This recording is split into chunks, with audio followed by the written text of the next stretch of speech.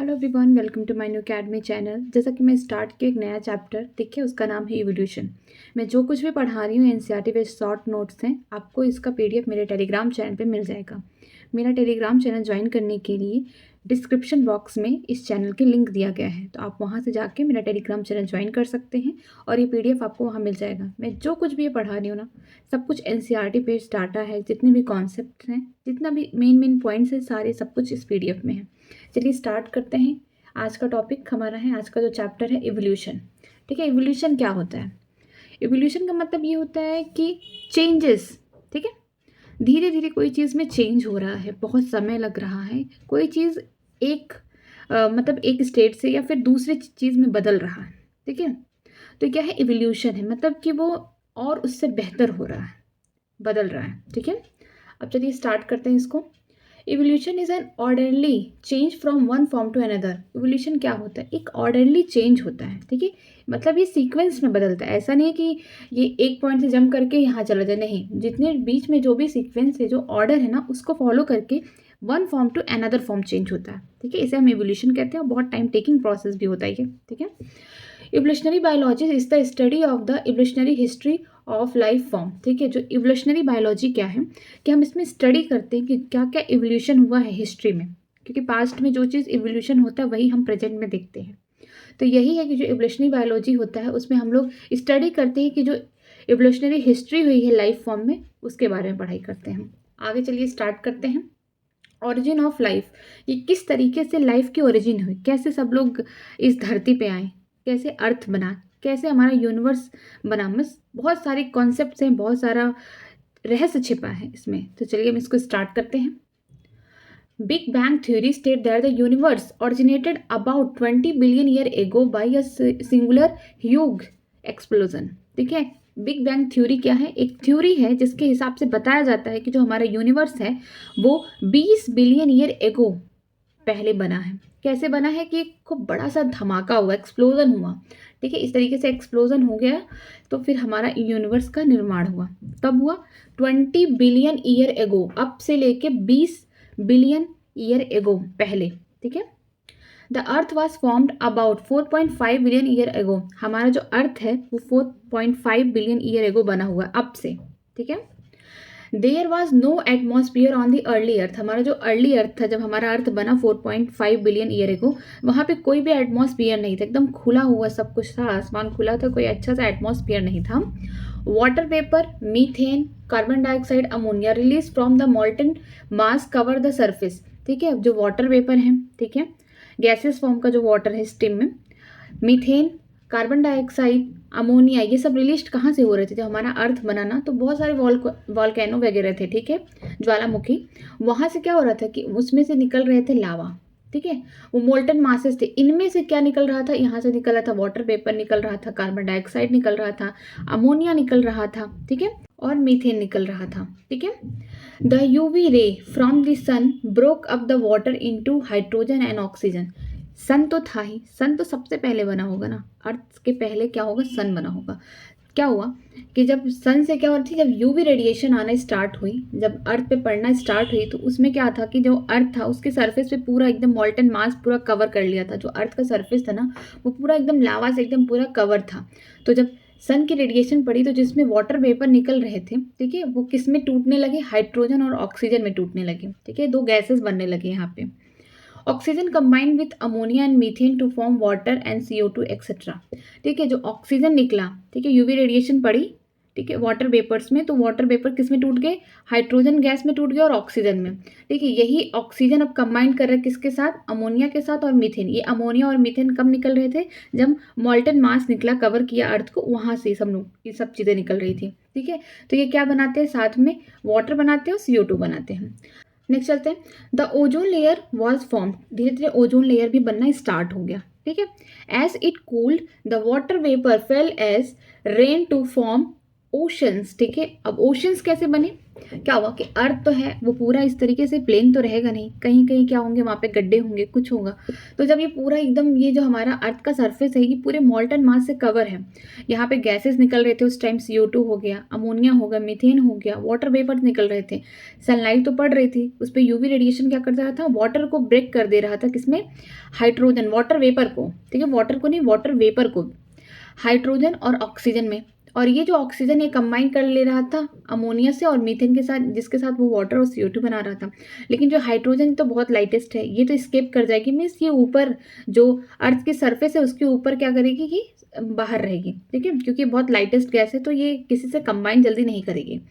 क्या होगा उस टाइम, ये जो वाटर वेपर है वो धीरे धीरे, जब ओजोन की लेयर बनेगी ऊपर, वहाँ पे क्या होंगे, वाटर वेपर धीरे धीरे कलेक्ट होंगे, मीन्स कंडेंसेशन होगा, यहाँ पे एवापोरेशन तो हो गया क्योंकि यहाँ पे सनलाइट पड़ रही है। जब सनलाइट पड़ रही है तो धीरे धीरे क्या होंगे, वाटर किस में कन्वर्ट हो रहेंगे, वाटर वेपर में, ठीक है, हल्के हल्के वाटर होंगे तो वाटर मॉलिक्यूल कन्वर्ट हो रहे हैं वाटर वेपर में। और जब यहाँ पे कंडेंसेशन हो जाएगा तो फिर क्या होगा, रेन फॉलिंग होगी, और जहाँ पे अर्थ में जहाँ जहाँ गड्ढे हैं खूब बड़े बड़े, वहाँ पे क्या होगा, पानी भरता जाएगा, फिर वही ओशन बनना स्टार्ट होता है वहाँ पे, ठीक है। Life appear almost 4 billion year ago, अब से लेकर 4 बिलियन ईयर एगो पहले लाइफ पहली बार मतलब बनना स्टार्ट हुई। अगर हम देखें कि अर्थ हमारा कब बना था, 4.5 बिलियन ईयर एगो, और लाइफ बनी 4 बिलियन ईयर एगो। तो अर्थ के बनने के बाद 500 मिलियन ईयर एगो के बाद क्या हुआ, लाइफ वहाँ पे बसना स्टार्ट हुआ, मीन्स लाइफ बनना स्टार्ट हुआ। आगे चलते हैं, आगे है theory of origin of life. क्या क्या थ्योरीज थी कि जिसने बताया कि किस तरीके से लाइफ की ओरिजिन हुई है, ठीक है। बहुत लोगों ने अपना अपना कॉन्सेप्ट दिया, बहुत लोगों ने अपनी अपनी थ्योरीज दी कि कैसे पहली बार लाइफ अर्थ पे मतलब बना होगा, कैसे कोई ऑर्गेनिज्म यहाँ पे स्टार्ट किया होगा अपना लाइफ, ठीक है। पहली थ्योरी है the theory of spontaneous generation, इसे बोलते ए बायोजेनेसिस, ठीक है। नाम से लग रहा है ए बायोजेनेसिस, मतलब कि यहाँ पे लिविंग की बात ही नहीं की जाएगी, बायो का मतलब होता है लिविंग थिंग्स की, ए बायोजेनेसिस से नाम से ही लग रहा है क्या है ये, कि लिविंग थिंग की बात नहीं की जाएगी, नॉन लिविंग थिंग्स की ही बात की जाएगी। तो थ्योरी ऑफ जो स्पॉन्टेनियस जनरेशन ये क्या कहती है, state that life come out of the decaying and rotting matter like straw and mud etcetera. जो थ्योरी ऑफ स्पॉन्टेनियस जनरेशन ये कहती है कि जो लाइफ है वो आ रही है जो डेड है, रोटेटेड है, मतलब खराब है, जो सड़े गले पदार्थ हैं उससे लाइफ आ रही है। स्ट्रॉ का मतलब होता है कि जो वेस्टेज है उससे आ रही है, मड से आ रहा, मीन्स जो वेस्टेज हैं या जो डिकेइंग चीज़ें हैं जो खराब हो चुकी है उससे लाइफ आ रही है, ठीक है। Louis Pasteur disprove this theory, जो लुईस पॉस्चर थे इन्होंने क्या किया, इस थ्योरी को, जो ये थ्योरी है थ्योरी ऑफ स्पॉन्टेनियस जनरेशन, इसको क्या किया, डिसप्रूव कर दिए, इसको गलत साबित कर दिए। He demonstrated that life comes only from the preexisting life. इनका कहना था कि लुईस पॉस्चर का कि लाइफ तब से जहाँ से आती है जहाँ से पहले लाइफ रही हो, means life comes from only preexisting life, life वहीं से आएगी जहाँ से पहले कोई लाइफ है, मीन्स कोई वहाँ पे है, कि एक ऑर्गेनिज्म से दूसरे ऑर्गेनिज्म में लाइफ आएगी। इनका कहना ये था कि इनका ये नहीं था कि कोई डेड जगह है या फिर डिकेइंग रोटेन मैटर है वहाँ से, नहीं, इनका कहना था कि लाइफ वहीं से आएगी जहाँ से पहले ही क्या हो, प्रीएग्जिस्टिंग, पहले भी क्या हो वहाँ पे लाइफ हो, ठीक है।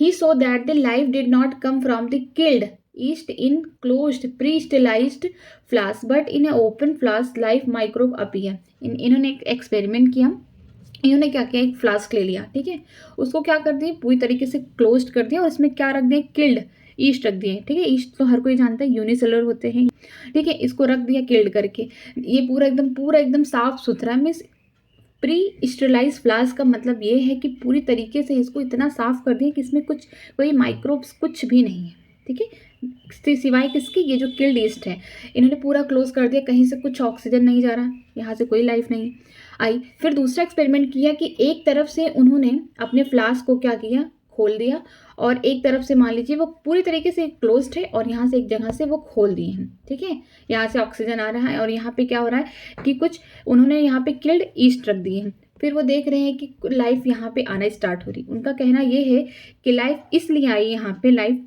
यहाँ पे इसलिए हुआ किसी ऑर्गेनिज्म का क्योंकि यहाँ पे ये ओपन फ्लास्क है ना, तो ये बाहर से माइक्रोब्स इसमें आ रहे हैं, इसीलिए यहाँ पे क्या है, लाइफ प्रेजेंट है, ठीक है। नेक्स्ट है biogenesis proposed by Francesco Redi Spallanzani and Louis Pasteur. ठीक है, ये जो बायोजेनेसिस नाम से ही लग रहा है कि लिविंग थिंग से ही कुछ हुआ कनेक्टेड। बायो का मतलब लिविंग, अब यहाँ पे जेनेसिस मतलब कि यहाँ पे लाइफ का किस तरीके से बन रहा है। ठीक है, तो ये कौन प्रपोज किए थे? तीन साइंटिस्ट थे। ठीक, पहले थे फ्रांसिस रेडी हो गए, दूसरा है स्प्लेंजेनी, थर्ड हो गए लुइस पास्चर। ठीक है, it state that the life originated from preexisting life but does not explain the origin of first life. इन तीनों लोगों का कहना था कि जो लाइफ है वो प्री एग्जिस्टिंग लाइफ से ही आती है, लेकिन इसको इन्होंने एक्सप्लेन नहीं कर पाए कि पहली बार लाइफ कैसे ओरिजिनेट हुई, कि मैं पहली बार जो ऑर्गेनिज्म आया होगा अर्थ पे वो कैसे आया, कहाँ से आया, उन्होंने इसको एक्सप्लेन नहीं किया। बस उन्होंने इतना कहा कि जो लाइफ है ना वो सिर्फ प्री एग्जिस्टिंग लाइफ से ही आ सकती है, मीन्स उससे पहले कोई ऑर्गेनिज्म रहा होगा वहाँ से ही लाइफ आएगी। ठीक है, इसको लेकिन उन्होंने प्रूफ नहीं किया। नेक्स्ट है कॉस्मिक थ्योरी या थ्योरी ऑफ पैनस्पर्मिया। ठीक है, ये जो कॉस्मिक थ्योरी या थ्योरी ऑफ पैनस्पर्मिया में क्या होता है? It state that the units of life spore were transfer to different planet including अर्थ।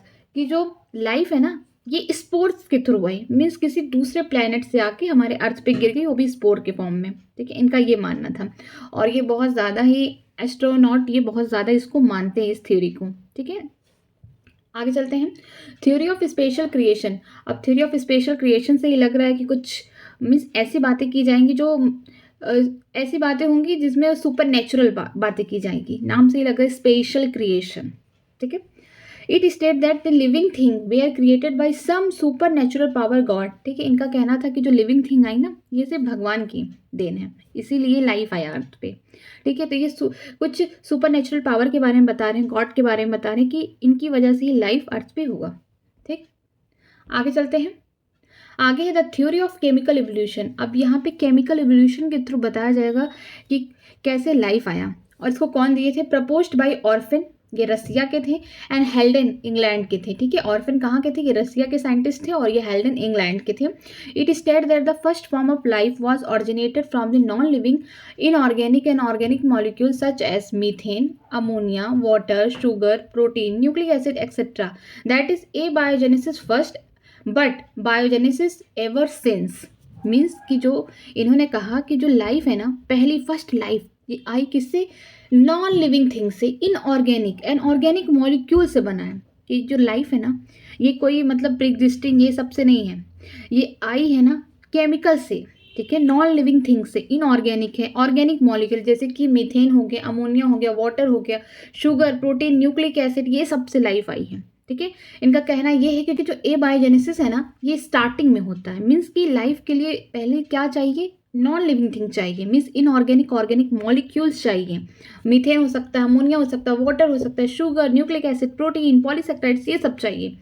बाद में क्या चाहिए? बायोजेनेसिस चाहिए। ठीक है, बाद में लिविंग थिंग्स चाहिए, तब उससे लाइफ आई। ठीक है, आगे चलते हैं। आगे है यूरे मिलर एक्सपेरिमेंट। अब यूरे मिलर ने एक्सपेरिमेंट किया। ठीक है, Harold Urey and Stanley Miller experimentally proved theory of the chemical evolution.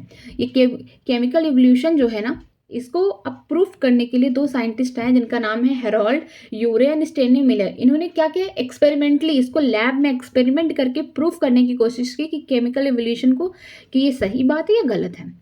They created a condition like that of a primitive earth. देखिए, इन्होंने एक कंडीशन बनाया कि जैसे हमारा शुरुआत में अर्थ का जो टेम्परेचर होगा, जो वहाँ का मतलब पूरा टेम्परेचर, इन्वायरमेंट कैसा क्या था, एटमॉस्फेयर था कि नहीं था, सब कुछ उस तरीके से उस कंडीशन को लाने की कोशिश की लैब में। ठीक है, उस समय कैसा था प्रिमिटिव अर्थ हमारा? हाई टेम्परेचर बहुत ज़्यादा हाई था, वॉल्केनिक स्टॉर्म था, मतलब बहुत ज़्यादा वॉल्केनो थे, बहुत फट रहे थे क्योंकि हमारा अर्थ बना हुआ था और बहुत ज़्यादा उस समय क्या था हमारे अर्थ पे बहुत ज़्यादा हीट था। ठीक है, reducing atmosphere with methane, ammonia, water, hydrogen etcetera. ठीक है, कि जो रिड्यूसिंग एटमॉस्फेयर इसलिए कहा गया कि ऑक्सीजन नहीं प्रेजेंट है। हम ऐसा जानते हैं कि ऑक्सीजन क्या ऑक्सीडाइजिंग एजेंट है, लेकिन ये रिड्यूसिंग एटमॉस्फेयर इसलिए क्योंकि अभी ऑक्सीजन कहीं इन्वॉल्व नहीं हुआ, ऑक्सीजन का कहीं हम लोग रोल नहीं देखे हैं। ठीक है, तो शुरुआत वाले जो हमारा प्रिमिटिव अर्थ था वहाँ पे टेम्परेचर बहुत हाई था, वहाँ पे वॉल्केनो स्टॉर्म बहुत आते थे और वहाँ का जो एटमॉस्फेयर था रिड्यूसिंग नेचर था, वहाँ पे बस ये methane, ammonia, water, hydrogen gases ये सब कुछ पाए जाते थे। ठीक है, आगे चलते हैं। They made an electrical discharge in a closed flask containing methane, ammonia, water and water vapor at 800 degree Celsius as a result some amino acid are formed. उन्होंने क्या किया कि पूरा इलेक्ट्रिक डिस्चार्ज लगा दिए। ये अभी मैं इसको समझाऊंगी इसमें कि उस क्लोज्ड फ्लास्क में उन्होंने क्या रखा, मीथेन रखा, ठीक है, अमोनिया रखे, हाइड्रोजन रखा और वाटर वेपर रख लिए, ठीक है, वाटर रखा लेकिन वो वेपर फॉर्म में, और टेम्परेचर रखा 800 डिग्री सेल्सियस का टेम्परेचर रखा, ठीक है। और ये सब करने के बाद उन्होंने देखा कि क्या बनना स्टार्ट हुआ, कुछ अमीनो एसिड बनना स्टार्ट होने लगे, मीन्स कि ए बायोजेनेसिस प्रोसेस होना स्टार्ट होने लगा। In a similar experiment other observe formation of the sugar, nitrogenous based pigment and fat. कि बाद में हमने देखा उसी एक्सपेरिमेंट में कि कुछ टाइम बाद क्या बनना स्टार्ट हुआ, शुगर बनना स्टार्ट हुआ, नाइट्रोजन बेस बनना स्टार्ट हो गए, प्यूरिन, पिरामिडीन, पिगमेंट्स बनना स्टार्ट हो गए, फैट बनना स्टार्ट हो गए, ठीक है। उसी एक्सपेरिमेंट में पहले कुछ अमीनो एसिड बने, फिर धीरे धीरे एक्सपेरिमेंट और आगे जब बढ़ा तो हमें sugar, nitrogen base, pigment, fat ये सब बनना देखना स्टार्ट हो गए, ठीक है। First non cellular form of the life originated 3 billion year ago. पहली जो लाइफ फॉर्म हमने देखा जो नॉन सेलुलर फॉर्म थी, मीन्स उस पर सेल प्रेजेंट नहीं थे, ऐसा लाइफ हमने देखा जिसपे क्या हुआ कि सेल प्रेजेंट नहीं थे, ठीक है। वो कब हुआ, 3 बिलियन ईयर अगो, मीन्स कि हमारा अर्थ बना है कितना बिलियन ईयर अगो, 4 बिलियन हो एगो, ठीक है। उसके 1 बिलियन ईयर एगो बाद हमको क्या देखने को मिला कि पहली बार क्या हुआ, लाइफ तो आई लेकिन क्या है, नॉन सेलुलर फॉर्म है, मीन्स उस पर क्या है, सेल नहीं प्रेजेंट है, सेल वॉल वगैरह नहीं प्रेजेंट है, ठीक है। They were self replicated metabolic capsule containing RNA, protein, polysaccharide etcetera. जो ये नॉन सेलुलर फॉर्म थे ना, ये खुद से ही रेप्लिकेट करते थे, 1 से 2 बनते थे, 2 से 4, मीन्स इनमें कह सकते हैं कि एसेक्सुअल रिप्रोडक्शन होना स्टार्ट हुआ, ठीक है। मेटाबॉलिक कैप्सूल थे कि इनमें, ये कैप्सूल के फॉर्म में थे कि इनमें जो भी अपना खुद का केमिकल रिएक्शन होता था, ठीक है। आरएनए थे, उसमें प्रोटीन थे, पॉलीसेकेराइड थे एक्सेट्रा, ये सब थे। चलिए देखते हैं इनके एक्सपेरिमेंट को। यूरे मिलर का एक्सपेरिमेंट किस तरीके से लैब में किया उन्होंने। ये यहाँ से स्टार्ट करते हैं कि वाटर बॉयल किए, ठीक है, यहाँ से पानी लिए और उन्होंने क्या किया, वाटर बॉयल करना स्टार्ट किया, क्योंकि वाटर तो डायरेक्टली यूज़ नहीं करेंगे एक्सपेरिमेंट में, पानी तो पहले प्रेजेंट नहीं था, वाटर वेपर प्रेजेंट थे ना। और वाटर वेपर कहाँ से आ रहे थे, जब वॉल्केनिक स्टॉर्म मतलब ज्वालामुखी जब फट रही थी तब क्या हो रहा था, वहाँ पर वाटर वेपर्स निकल रहे थे, ठीक है, जब सनलाइट का रेडिएशन पड़ रहा था। तो यहाँ से क्या होगा, बॉइलिंग होगा वाटर का, तो वाटर वेपर निकलेंगे। टू वैक्यूम पंप, ये वैक्यूम पंप इसलिए लगा है ना कि अगर यहाँ का टेम्परेचर बहुत हाई हो जाए, ठीक है, तो यहाँ से क्या करें, यहाँ पे कुछ निकाल सकें टेम्परेचर को, ताकि ये जो एक्सपेरिमेंट है ये फटे ना, ठीक है। ये जो ग्लासेस हैं ये पूरा सही से रहें। यहाँ पे आगे जाएगा वाटर वेपर इस तरीके से, और ये देखिए ये वो एरिया है जहाँ पे मीथेन, अमोनिया, वाटर, हाइड्रोजन ये सारी गैसेस प्रेजेंट है यहाँ पे। यहाँ पे देखिए 2 इलेक्ट्रोड लगे, इसलिए लगे हैं क्योंकि उनको क्या देना है, इलेक्ट्रिक शॉक देना है, मीन्स स्पार्क डिस्चार्ज करना है, ठीक है, इन गैसेस में। ये इस तरीके से काम करेगा, ये एक हिसाब से सनलाइट की जगह काम करेगा कि जो ये सारी इतनी गैसेस बन गई हैं, अब इनको तोड़ने के लिए तो कुछ रहना चाहिए, जो आगे बन रहे हैं ये पहले से ही इनमें ये सारी गैसेस डाल दी गई हैं कि वॉल्केनो का काम यहाँ कंप्लीट कर दिया गया है पहले से गैस डाल के यहाँ पे, इसलिए इसको किया गया क्योंकि सनलाइट का यहाँ पे रोल होगा, ठीक है। इस तरीके से सब कुछ आएगा, वाटर आउट, यहाँ से जो पानी होंगे बाहर हो जाएंगे, फिर कंडेंसेशन हो जाएगा कुछ चीज़ों का, फिर यहाँ से क्या होगा, water in, water droplet, the water containing organic compound. यहाँ पे जब इस तरीके से एक्सप्लोजन हुआ तो क्या होगा, मीथेन और अमोनिया से कुछ और भी बनना स्टार्ट होगा आगे। वाटर है, वाटर वेपर है, वाटर भी टूटेगा, ठीक है, आगे कुछ तो बनेगा यहाँ पे, जब इस तरीके से कुछ रिएक्शन यहाँ पे होंगे, मेटाबॉलिज्म होगा यहाँ पे, तो ये जो वाटर होगी ना, इस तरीके से जो पानी होगी इसमें क्या आएगी, वाटर कंटेनिंग ऑर्गेनिक कंपाउंड। इस पानी में क्या होगा, ऑर्गेनिक कंपाउंड होगा, जैसे कि प्रोटीन हो सकता है, पॉलीसेकेराइड हो सकता है, न्यूक्लिक एसिड हो सकता है, इसमें आएगा, ठीक। Liquid water in the trap, यहाँ पे लिक्विड वाटर को क्या किया जा रहा है, यहाँ पे ट्रैप कर लिया जा रहा है। फिर यहाँ पे जो वाटर होंगे आगे जाएंगे, बॉइलिंग होगा, इस तरीके से वाटर वेपर आएंगे, और यहाँ पे फिर से इलेक्ट्रोड के थ्रू स्पार्क देंगे हम यहाँ पे गैसेस को इस तरीके से, फिर यहाँ पे कुछ प्रोडक्ट बनेगा, ऑर्गेनिक कंपाउंड्स बनेंगे, फिर इस तरीके से इसको धीरे धीरे पास करेंगे। तो ये इनका जो यूरे और मिलर का जो एक्सपेरिमेंट था, ये इनका यही था कि जो केमिकल इवोल्यूशन में बताया गया है कि पहले non living thing means inorganic, organic molecule बनते हैं, फिर जाके लिविंग थिंग बनेंगे, मीन्स फिर जाके लाइफ आएगी। तो बस उसको प्रूफ करना था यहाँ पे, तो उन्होंने इसको यहाँ पे लैब में प्रूफ किया। आगे चलते हैं, एविडेंस फॉर इवोल्यूशन। क्या क्या एविडेंस है कि इवोल्यूशन ही हुआ है। पहला है पैलेंटोलॉजिकल एविडेंस। क्या है palaeontological evidence, palaeontology is the study of the fossil, ठीक है। इसमें क्या होता है, पैलेंटोलॉजी ऐसा है स्टडी, ठीक है, इसमें हम क्या पढ़ते हैं, फॉसिल के बारे में पढ़ते हैं, जो बहुत पहले से ऑर्गेनिज्म रहे होंगे, कुछ हड्डी स्केलेटन वगैरह मिल जाते हैं, वो क्या फॉसिल है हमारे लिए। तो हम उसकी स्टडी करते हैं, किसके अंडर करते हैं, पैलेंटोलॉजी के।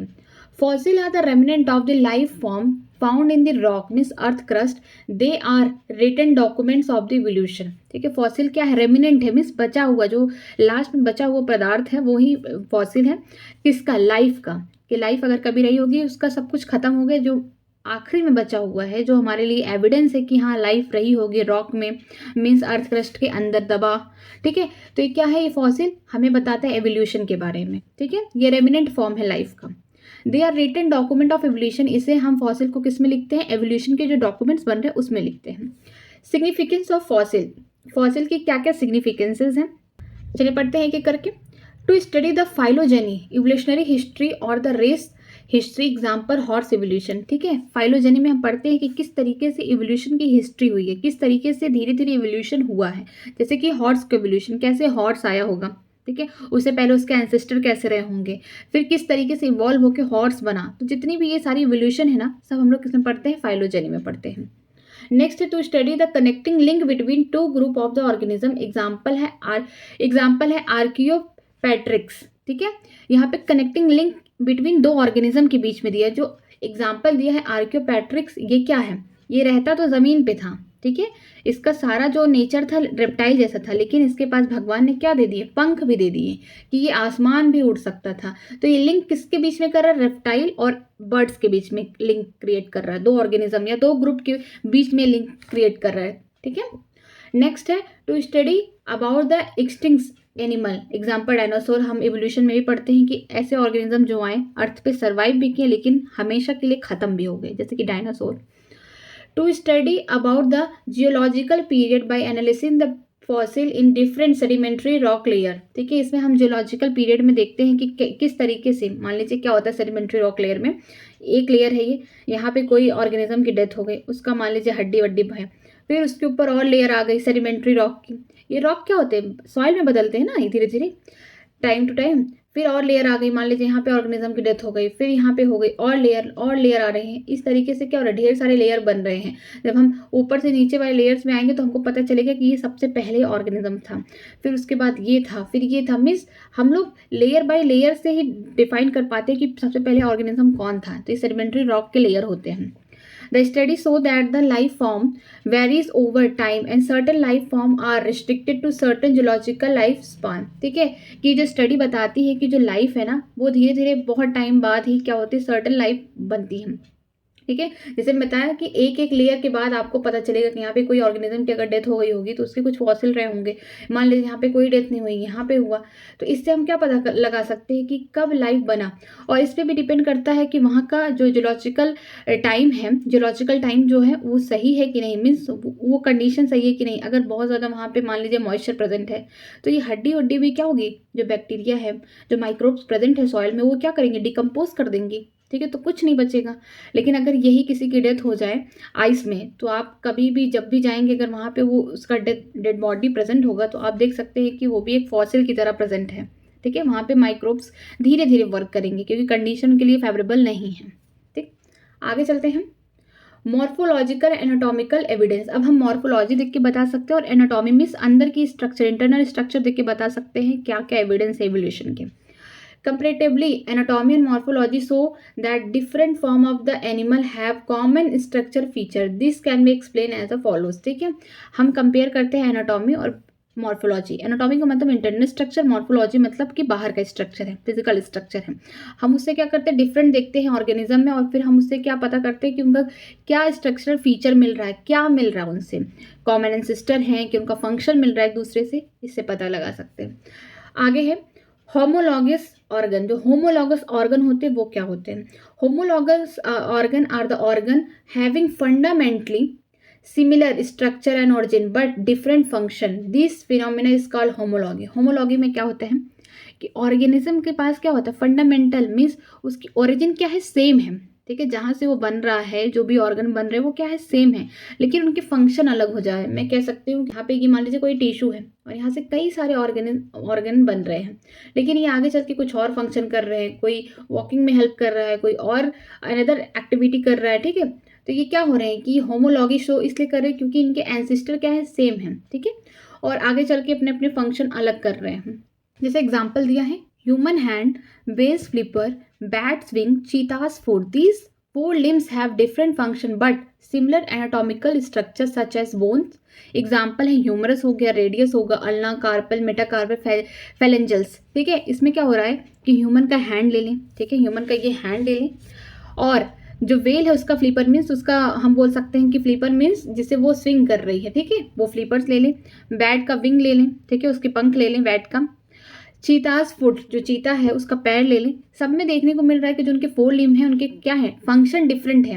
ह्यूमन का हैंड है वो कुछ भी कर सकता है, जो फ्लीपर के विंग्स है वो क्या करते हैं, वो उससे स्विमिंग करते हैं, ठीक है। जो बैट का विंग है वो भी क्या करते हैं, फ्लाइंग करते हैं। चीता का जो फुट है वो रनिंग करता है फास्ट, ठीक। तो क्या है, फंक्शन तो डिफरेंट है बट इनका जो सिमिलर एनाटॉमिकल स्ट्रक्चर है, मीन्स जो अरेंजमेंट है अंदर, जो हड्डियां हैं अंदर की, वो सेम है, मीन्स एनाटॉमिकली सेम है बट फंक्शनली डिफरेंट है यहाँ पे, ठीक है। तो इसका ये मतलब है कि होमोलॉगी में क्या होता है कि ये जहाँ से ओरिजिन हुई है वो सेम है, लेकिन फंक्शन आगे चल के क्या हो जाते हैं, सबके अलग अलग हो जाते हैं। एग्जाम्पल और दिया, जैसे homology is seen in the heart and brain, जो हार्ट और ब्रेन के जो भी टिश्यू हैं, सेल हैं, ये भी क्या है, इनकी जो ओरिजिन है सेम है, लेकिन इनके फंक्शन अलग है। हार्ट का काम क्या करना है, ब्लड की पंपिंग करना, ब्रेन का अदर काम है, ठीक। होमोलॉगी इन प्लांट, अब प्लांट्स में देखते हैं, thorn of the bougainvillea and the tender of the cucurbita, ठीक है। जो बोगनविलाई प्लांट है उसमें क्या देखने को मिलता है हमको, कांटा, ये भी क्या है, एक्सेलरी बर्ड से निकला हुआ है, ठीक। और जो टेंड्रिल है किसमें, कुकरबीटा में, मीन्स कुकम्बर के प्लांट देख सकते हैं आप, वाटरमेलन के, पम्पकिन के, उसमें क्या होता है कि ढेर सारे इस तरीके से प्लांट इस तरीके से आगे जा रहा है, उसमें कुछ इस तरीके से टेंड्रिल पाए जाते हैं, ठीक है। क्यों पाए जाते हैं, ताकि क्लाइंबिंग कर सके। फंक्शन तो अलग हो गया ना, थ्रोन का काम क्या है कि अगर कोई आ रहा है उसको ब्राउज करने, मीन्स खाने आ रहा है, तो वो क्या कर सके, डिफेंस के लिए थ्रोन निकला हुआ है, मीन्स कांटे डिफेंस के लिए ही प्लांट में प्रेजेंट होते हैं। लेकिन जो बीटा है, मीन्स ऐसी फैमिली जिससे हम क्या बोल सकते हैं, गॉड फैमिली, मतलब कि खरबूज हो गया, तरबूज हो गया, लौकी का पौधा हो गया, ठीक है, करेले का पौधा हो गया, तो आप उसमें देखेंगे कि छोटे छोटे इस तरीके से टेंड्रिल निकले होंगे, इसलिए निकलते हैं ताकि वो क्लाइंबिंग कर सके। ये पौधे के पास तो एकदम सॉलिड स्टेम तो होता नहीं, आप इनको जहाँ भी जिसके भी सहारे रख देंगे, किसी लकड़ी के या किसी वुड पे आप उसको चढ़ा देंगे, तो धीरे धीरे क्या होगा, वो उधर ही आगे बढ़ने लगेगा, ग्रोथ उधर होने लगेगी। तो दोनों का काम क्या है, अलग है, लेकिन ओरिजिन क्या है, सेम है। नेक्स्ट है, the origin of the homologous organ is due to the divergent evolution, ठीक है। जो ओरिजिन होती है होमोलॉगस ऑर्गन की, उनका आगे क्या कैसा एवोल्यूशन होता है, डाइवर्जेंट। डाइवर्जेंट से लग रहा है कि अलग हो जाते हैं ना, डाइवर्जेंट इस तरीके से लग रहा है ना, और सच्चाई यही है कि जो होमोलॉगी है, ऑर्गन क्या है, उनके ओरिजिन तो सेम है, जहाँ से वो बन रहे हैं वो तो सेम है, लेकिन आगे चल के सबका फंक्शन अलग है। जैसे कि ह्यूमन का हैंड का अलग काम है, जो बेल की फ्लिपर है स्विमिंग में काम कर रही है, बैट क्या कर रहा है, फ्लाइंग में हेल्प हो रहा है उसका विंग्स, चीता के जो फुट है वो आगे चल के रनिंग में काम कर रहे हैं, मीन्स ओरिजिन तो सेम है, ठीक है, होमोलॉगी है, एंसेस्टर इनके सेम है, लेकिन इनके जो फंक्शंस है क्या है, डिफरेंट है। हमारा जो हार्ट है, ब्रेन है, इनके भी ओरिजिन सेम है, टिश्यू सेल जहाँ से बने उनका ओरिजिन सेम है, लेकिन फंक्शन तो अलग है ना। बोगनविलाई में देखा कि थ्रोन का अलग काम है और टेंड्रिल का अलग काम है कुकुरबिटेसी में, ठीक है। तो ये सबका जो क्या है, ओरिजिन सेम है, लेकिन आगे चल के इनका फंक्शन डिफरेंट हो जा रहा है। तो ये क्या होते हैं, डाइवर्जेंट एवोल्यूशन, मीन्स एक जगह से क्या हो रहे हैं, बन रहे हैं एक ही जगह से, लेकिन आगे चल के क्या हो रहे हैं, अपने आप को डाइवर्ट कर ले रहे हैं, मीन्स अलग अलग जगह में अपने आप को बांट ले रहे हैं फंक्शन के अकॉर्डिंग, ठीक है। It is the evolution by which the related species become less similar to survive and adopt in different environmental condition. ये ऐसा evolution है जिससे related species क्या होंगे, बहुत less, बहुत कम similar दिखते हैं, किसमें, सर्वाइबिलिटी में, और अडॉप्ट करते हैं डिफरेंट इन्वायरमेंटल कंडीशन। क्यों, इसलिए ओरिजिन सेम होने से ये ज़रूरी नहीं है कि आगे चल के ये एक ही हैबिटेट में रहें, ऐसा तो नहीं है। ह्यूमन कहाँ, लैंड पे रहता, बेल क्या लैंड पे रह पाएगी, नहीं रह पाएगी, वो पानी में ही रहेगी ना। ओरिजिन तो सेम है, उनके जो स्ट्रक्चर है फोरबिन का वो तो सेम है, लेकिन क्या है, उनके जो एडॉप्टेशन हो रहे हैं अलग अलग हैबिटेट पे हो रहे हैं अकॉर्डिंग टू देयर फंक्शंस, ठीक है। विंग्स जैसे है बैट का, ये तो आसमान में ही रहना पसंद करेगा, कभी कभी पेड़ों पे है, नहीं तो इसको खुला आसमान ही पसंद है, ठीक है। चीता क्या है, जंगल में रहेगा, पानी में तो रह नहीं सकता है। तो सबका जो काम है ना, जैसे जैसे काम डिस्ट्रीब्यूट हो जाता है वैसे वैसे क्या होता है, वो उनका एडॉप्टेशन उसी इन्वायरमेंट में होना स्टार्ट हो जाता है। आगे चलते हैं। Homology indicate common ancestry, homology हमें ये बताता है कि इनके एंसेस्टर कॉमन रहे हैं, तभी तो ओरिजिन एक जगह से सेम हो रही है, और फंक्शन क्या हो गया, डिफरेंट हो गया। जैसे मैं एग्जांपल दूं कि अगर एक फैमिली है, उसमें क्या है, पेरेंट्स हैं, उनके 2 बच्चे हैं, ठीक है, ये 2 लड़के हैं, ओरिजिन सेम, उनके जो बच्चे हैं ओरिजिन सेम है, मीन्स दोनों ही एक ही पेरेंट्स से पैदा हुए हैं। लेकिन अगर मान लीजिए कोई क्या है, बहुत बड़ा डॉक्टर है, और कोई लड़का नालायक निकल गया, कुछ नहीं कर रहा, फंक्शन अलग है। जो डॉक्टर रहेगा वो अच्छी जगह रहेगा, ठीक है, उसकी अच्छी लाइफ होगी, वो अच्छा पोस्ट पे होगा, उसकी लाइफ में बहुत दिक्कत नहीं होगी। लेकिन जो कुछ नहीं किया उसको तो हर चीज़ के लिए प्रॉब्लम होगी ना। उसका एडॉप्टेशन कहाँ है, एक छोटा सा घर होगा, नौकरी कर रहा होगा बहुत कम सैलरी वाली, ठीक है। तो इससे क्या हुआ, ओरिजिन तो सेम है, मान लीजिए पेरेंट्स उनके सेम है, लेकिन क्या है, फंक्शन अलग हो गए, तो दोनों का एडॉप्टेशन भी क्या हो गया, अलग हो गया। आगे चलते हैं, एनालॉगस ऑर्गन। एनालॉगस से लग रहा है क्या कि कुछ सिमिलर होंगे, मीन्स डिफरेंट है लेकिन कहीं कुछ सिमिलरिटी, मीन्स हम कह सकते हैं ना कि एक डिजिटल वॉच लगाया है और दूसरा क्या लगाया है, नॉर्मल वॉच लगाया है, ठीक है, जिसमें सुई वाला वॉच है, ठीक है। दोनों क्या है, अलग अलग है, एक डिजिटली आपको बता रहा है सब कुछ, ठीक है, स्मार्ट वॉच है वो, और एक आपको बस वही पुराना ट्रेडिशनल मॉडल बता रहा है, लेकिन दोनों का काम क्या है, टाइम ही बताना है, तो ऐसा लग रहा है एनालॉगी, ठीक। These are the organ having similar function but different structure and origin. This phenomena is called analogy. ठीक है, ऐसे ऑर्गन है जिनका फंक्शन क्या है, सिमिलर है, लेकिन इनकी जो ओरिजिन है, स्ट्रक्चर है, वो डिफरेंट है, ठीक है। यहाँ पे क्या हो रहा है, फंक्शन सेम हो जा रहा है लेकिन ओरिजिन क्या हो रही है, डिफरेंट है, मीन्स कि ये सबकी अलग अलग ओरिजिन है, यहाँ से कोई और निकला, लेकिन आगे चल के इनके फंक्शन क्या हो गए, एक हो गए, मीन्स लग रहा है सब कन्वर्ज हो जा रहे हैं ना आगे चल के, इसे कहते हैं कन्वर्जेंट इवोल्यूशन। अभी आगे पढ़ेंगे इसके एग्जाम्पल, जैसे हैं wings of insect formed of a thin flap of chitin and wing of bird modified four limb, ठीक है। जो विंग्स हैं इंसेक्ट के हो चाहे बर्ड के, दोनों का काम क्या है, फ्लाई करना, ठीक है, फ्लाइंग कराना। इंसेक्ट किसका, जो उसका विंग्स है, किससे बना हुआ है, वो बना है बहुत पतला थिन फ्लैप है, किसका, काइटिन का। लेकिन जो विंग्स बर्ड के हैं वो क्या, मॉडिफाइड फोर लिम्ब है, मतलब कि जो उनका हाथ है वो मॉडिफाइड हो गया किसमें, विंग्स में, फोर लिम्ब, ठीक है। लेकिन काम दोनों का क्या है, सेम है, मीन्स फ्लाइंग ही करना है। आगे चलते हैं, ice of octopus, retina from skin, mammals retina from the embryonic brain, ठीक है। ऑक्टोपस की आंख हो चाहे ह्यूमन की आंख हो, दोनों का काम क्या है, दुनिया को देखना, ठीक है। आंखों का काम क्या है कि किसी चीज़ को देखते हैं, हम लोग आंखों से ही देखते हैं ना। लेकिन जो आंख है ना ऑक्टोपस की, उसका जो रेटिना है किससे बना हुआ है, स्किन से बना हुआ है। लेकिन जो मैमल में क्या होता है, जो रेटिना होता है कहाँ से होता है, एम्ब्रियोनिक ब्रेन से बना होता है, ठीक है। जब वो फीटस वाली स्टेज में होते हैं, एम्ब्रियोनिक स्टेज में होते हैं, उस समय ब्रेन से ही क्या बनता है, उनकी आंखें का रेटिना बनता है, आंखों का, ठीक है। तो ये क्या है, ओरिजिन इनके क्या है, डिफरेंट है, बट फंक्शन क्या है, चाहे ऑक्टोपस का हो चाहे किसी मैमल की, आंखों का काम क्या है, देखना। आगे चलते हैं, flipper of the penguin and dolphin. जो फ्लिपर्स हैं पेंगुइन के या फिर डॉल्फिन के, वो भी सेम है, ठीक है, बट इनकी ओरिजिन क्या है, डिफरेंट है। दोनों का ही फ्लिपर क्या करेंगे, हेल्प करेंगे स्विमिंग करने में। अब आगे है, अब प्लांट्स में देखने को मिलेगा, sweet potato modified root and potato is modified stem, ठीक है। जो स्वीट पोटैटो है, शकरकंदी बोलते हैं इसको, वो क्या है, मॉडिफाइड रूट है वो। और जो हम पोटैटो आलू खाते हैं ना, वो मॉडिफाइड स्टेम है। बहुत लोगों को लगता होगा ना आलू क्या है, रूट है, नहीं, आलू रूट नहीं है, आलू क्या, मॉडिफाइड स्टेम है।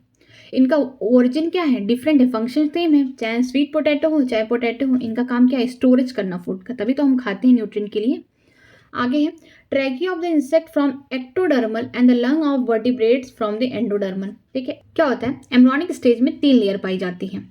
पहला जो बाहर का होगा उसको बोलते हैं एक्टोडर्म, बीच में जो होता है मेसोडर्म होता है, और सबसे आखिरी अंदर वाला सबसे जो होता है उसे एंडोडर्म, ठीक है। जो ट्रैकिया है, मीन्स इंसेक्ट के ट्रैकिया जो सिस्टम है, जिससे वो क्या लेती हैं, ऑक्सीजन का एक्सचेंज कर लेती हैं, ठीक है, ऑक्सीजन और CO2 का, मीन्स गैसेस एक्सचेंज जिससे करती हैं, वो क्या होता है, किससे बना हुआ है ट्रैकिया, वो सिस्टम एक्टोडर्म से बना हुआ, बाहर वाली जो लेयर है एम्ब्रियोनिक स्टेज में। लेकिन जो लंग्स है वर्टिब्रेट्स के, वो किससे बने हुए, एंडोडर्म से बने हुए, सबसे अंदर वाली लेयर से। तो यहाँ पे क्या, ओरिजिन डिफरेंट है लेकिन काम तो सेम है। लंग्स का भी काम क्या है, डिफ्यूजन ऑफ गैसेस कराना, ट्रैकिया का भी काम है इंसेक्ट में डिफ्यूजन ऑफ गैसेस कराना, ठीक है। Origin of the analogous organ is due to the convergent evolution. It is the evolution by which the unrelated species become more similar to survive and adopt in a similar environment condition. यहाँ पे क्या है कि जो origin है analogous organ का, ये क्या होता है, कन्वर्जेंट इवोल्यूशन है। कन्वर्जेंट इवोल्यूशन इसलिए है क्योंकि सबकी ओरिजिन क्या है, डिफरेंट डिफरेंट ऑर्गन से हुई है, ठीक है। लेकिन आगे चल के इनका फंक्शन क्या हो गया, सेम हो गया है, ठीक है। ये ओरिजिनली क्या है, जो उनकी ओरिजिन है वो क्या है, डिफरेंट है, ये होमोलॉगी नहीं शो करते, एनालॉगी शो कर रहे हैं कि ये डिफरेंट डिफरेंट ऑर्गन या डिफरेंट डिफरेंट इनकी ओरिजिन है। आगे चल के क्या हो रहा है, इनका फंक्शन क्या हो रहा है, सेम हो रहा है, जिसकी वजह से हम इसे क्या बोलते हैं, कन्वर्जेंट इवोल्यूशन बोलते हैं। आगे जाके कन्वर्ज हो गए, मिल गए, ठीक है। इसमें क्या होता है कि अनरिलेटेड स्पीसीज, होमोलॉगी में क्या होता था, सेम स्पीसीज, लेकिन इसमें क्या हो रहा है, अनरिलेटेड स्पीसीज आके क्या करते हैं, आगे सेम फंक्शन दिखाते हैं और वो एक ही इन्वायरमेंट में सर्वाइव कर सकते हैं, ठीक है। जैसे एग्जाम्पल है ये फ्लीपर ऑफ द पेंगुइन और डॉल्फिन, ये दोनों क्या है, डॉल्फिन क्या है, ये मैमल है, ठीक है।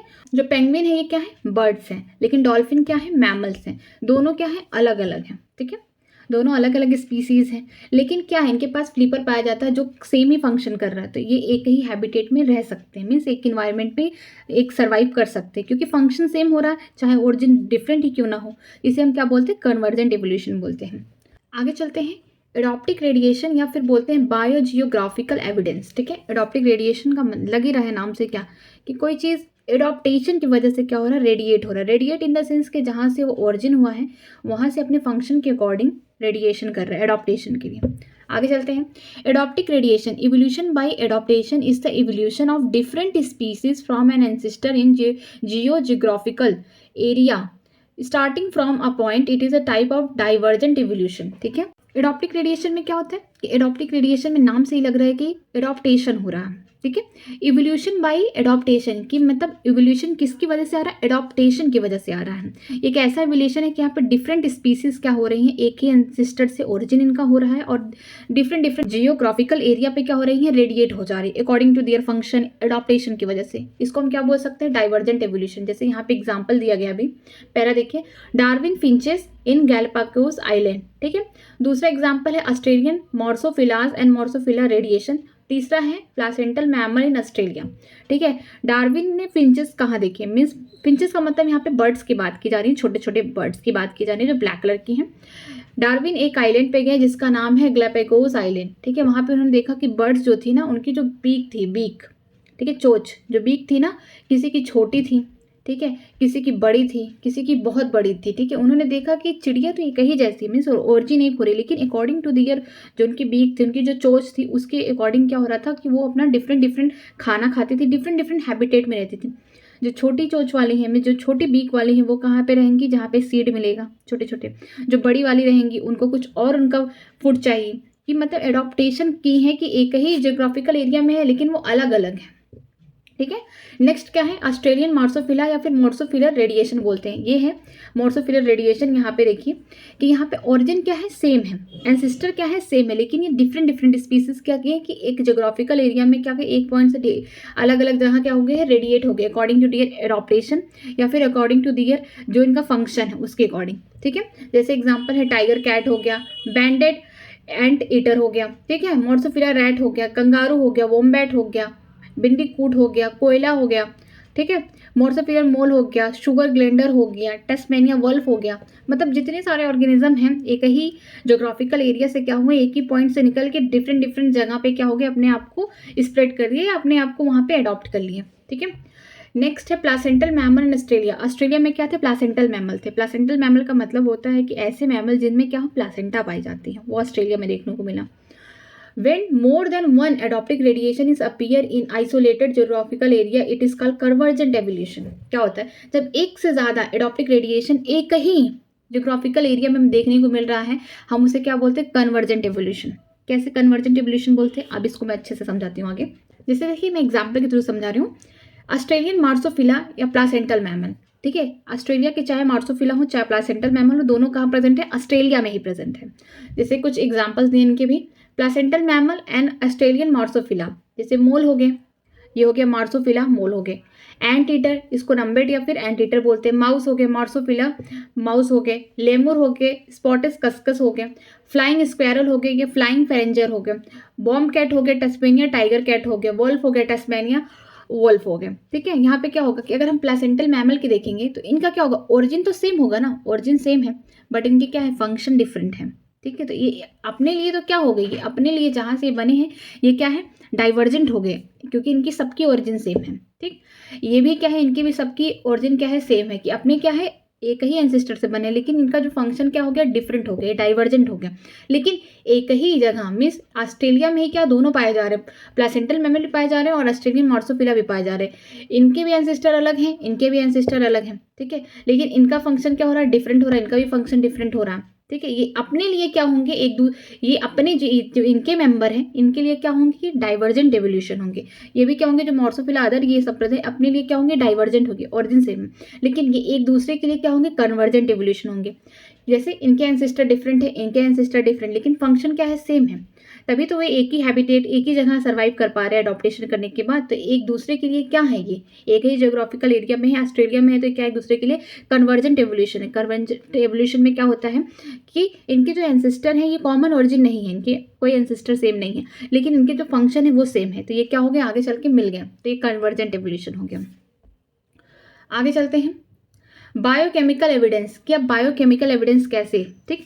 Organism show similarity in protein, gene and other biomolecule and metabolism, it indicate the common ancestry. हम बायोकेमिकल से पता लगा सकते हैं कि ऑर्गेनिज्म के पास क्या है, सिमिलैरिटी मीन्स होमोलॉगी देख रहे हैं हम यहाँ पे, डाइवर्जेंट एवोल्यूशन देख रहे हैं।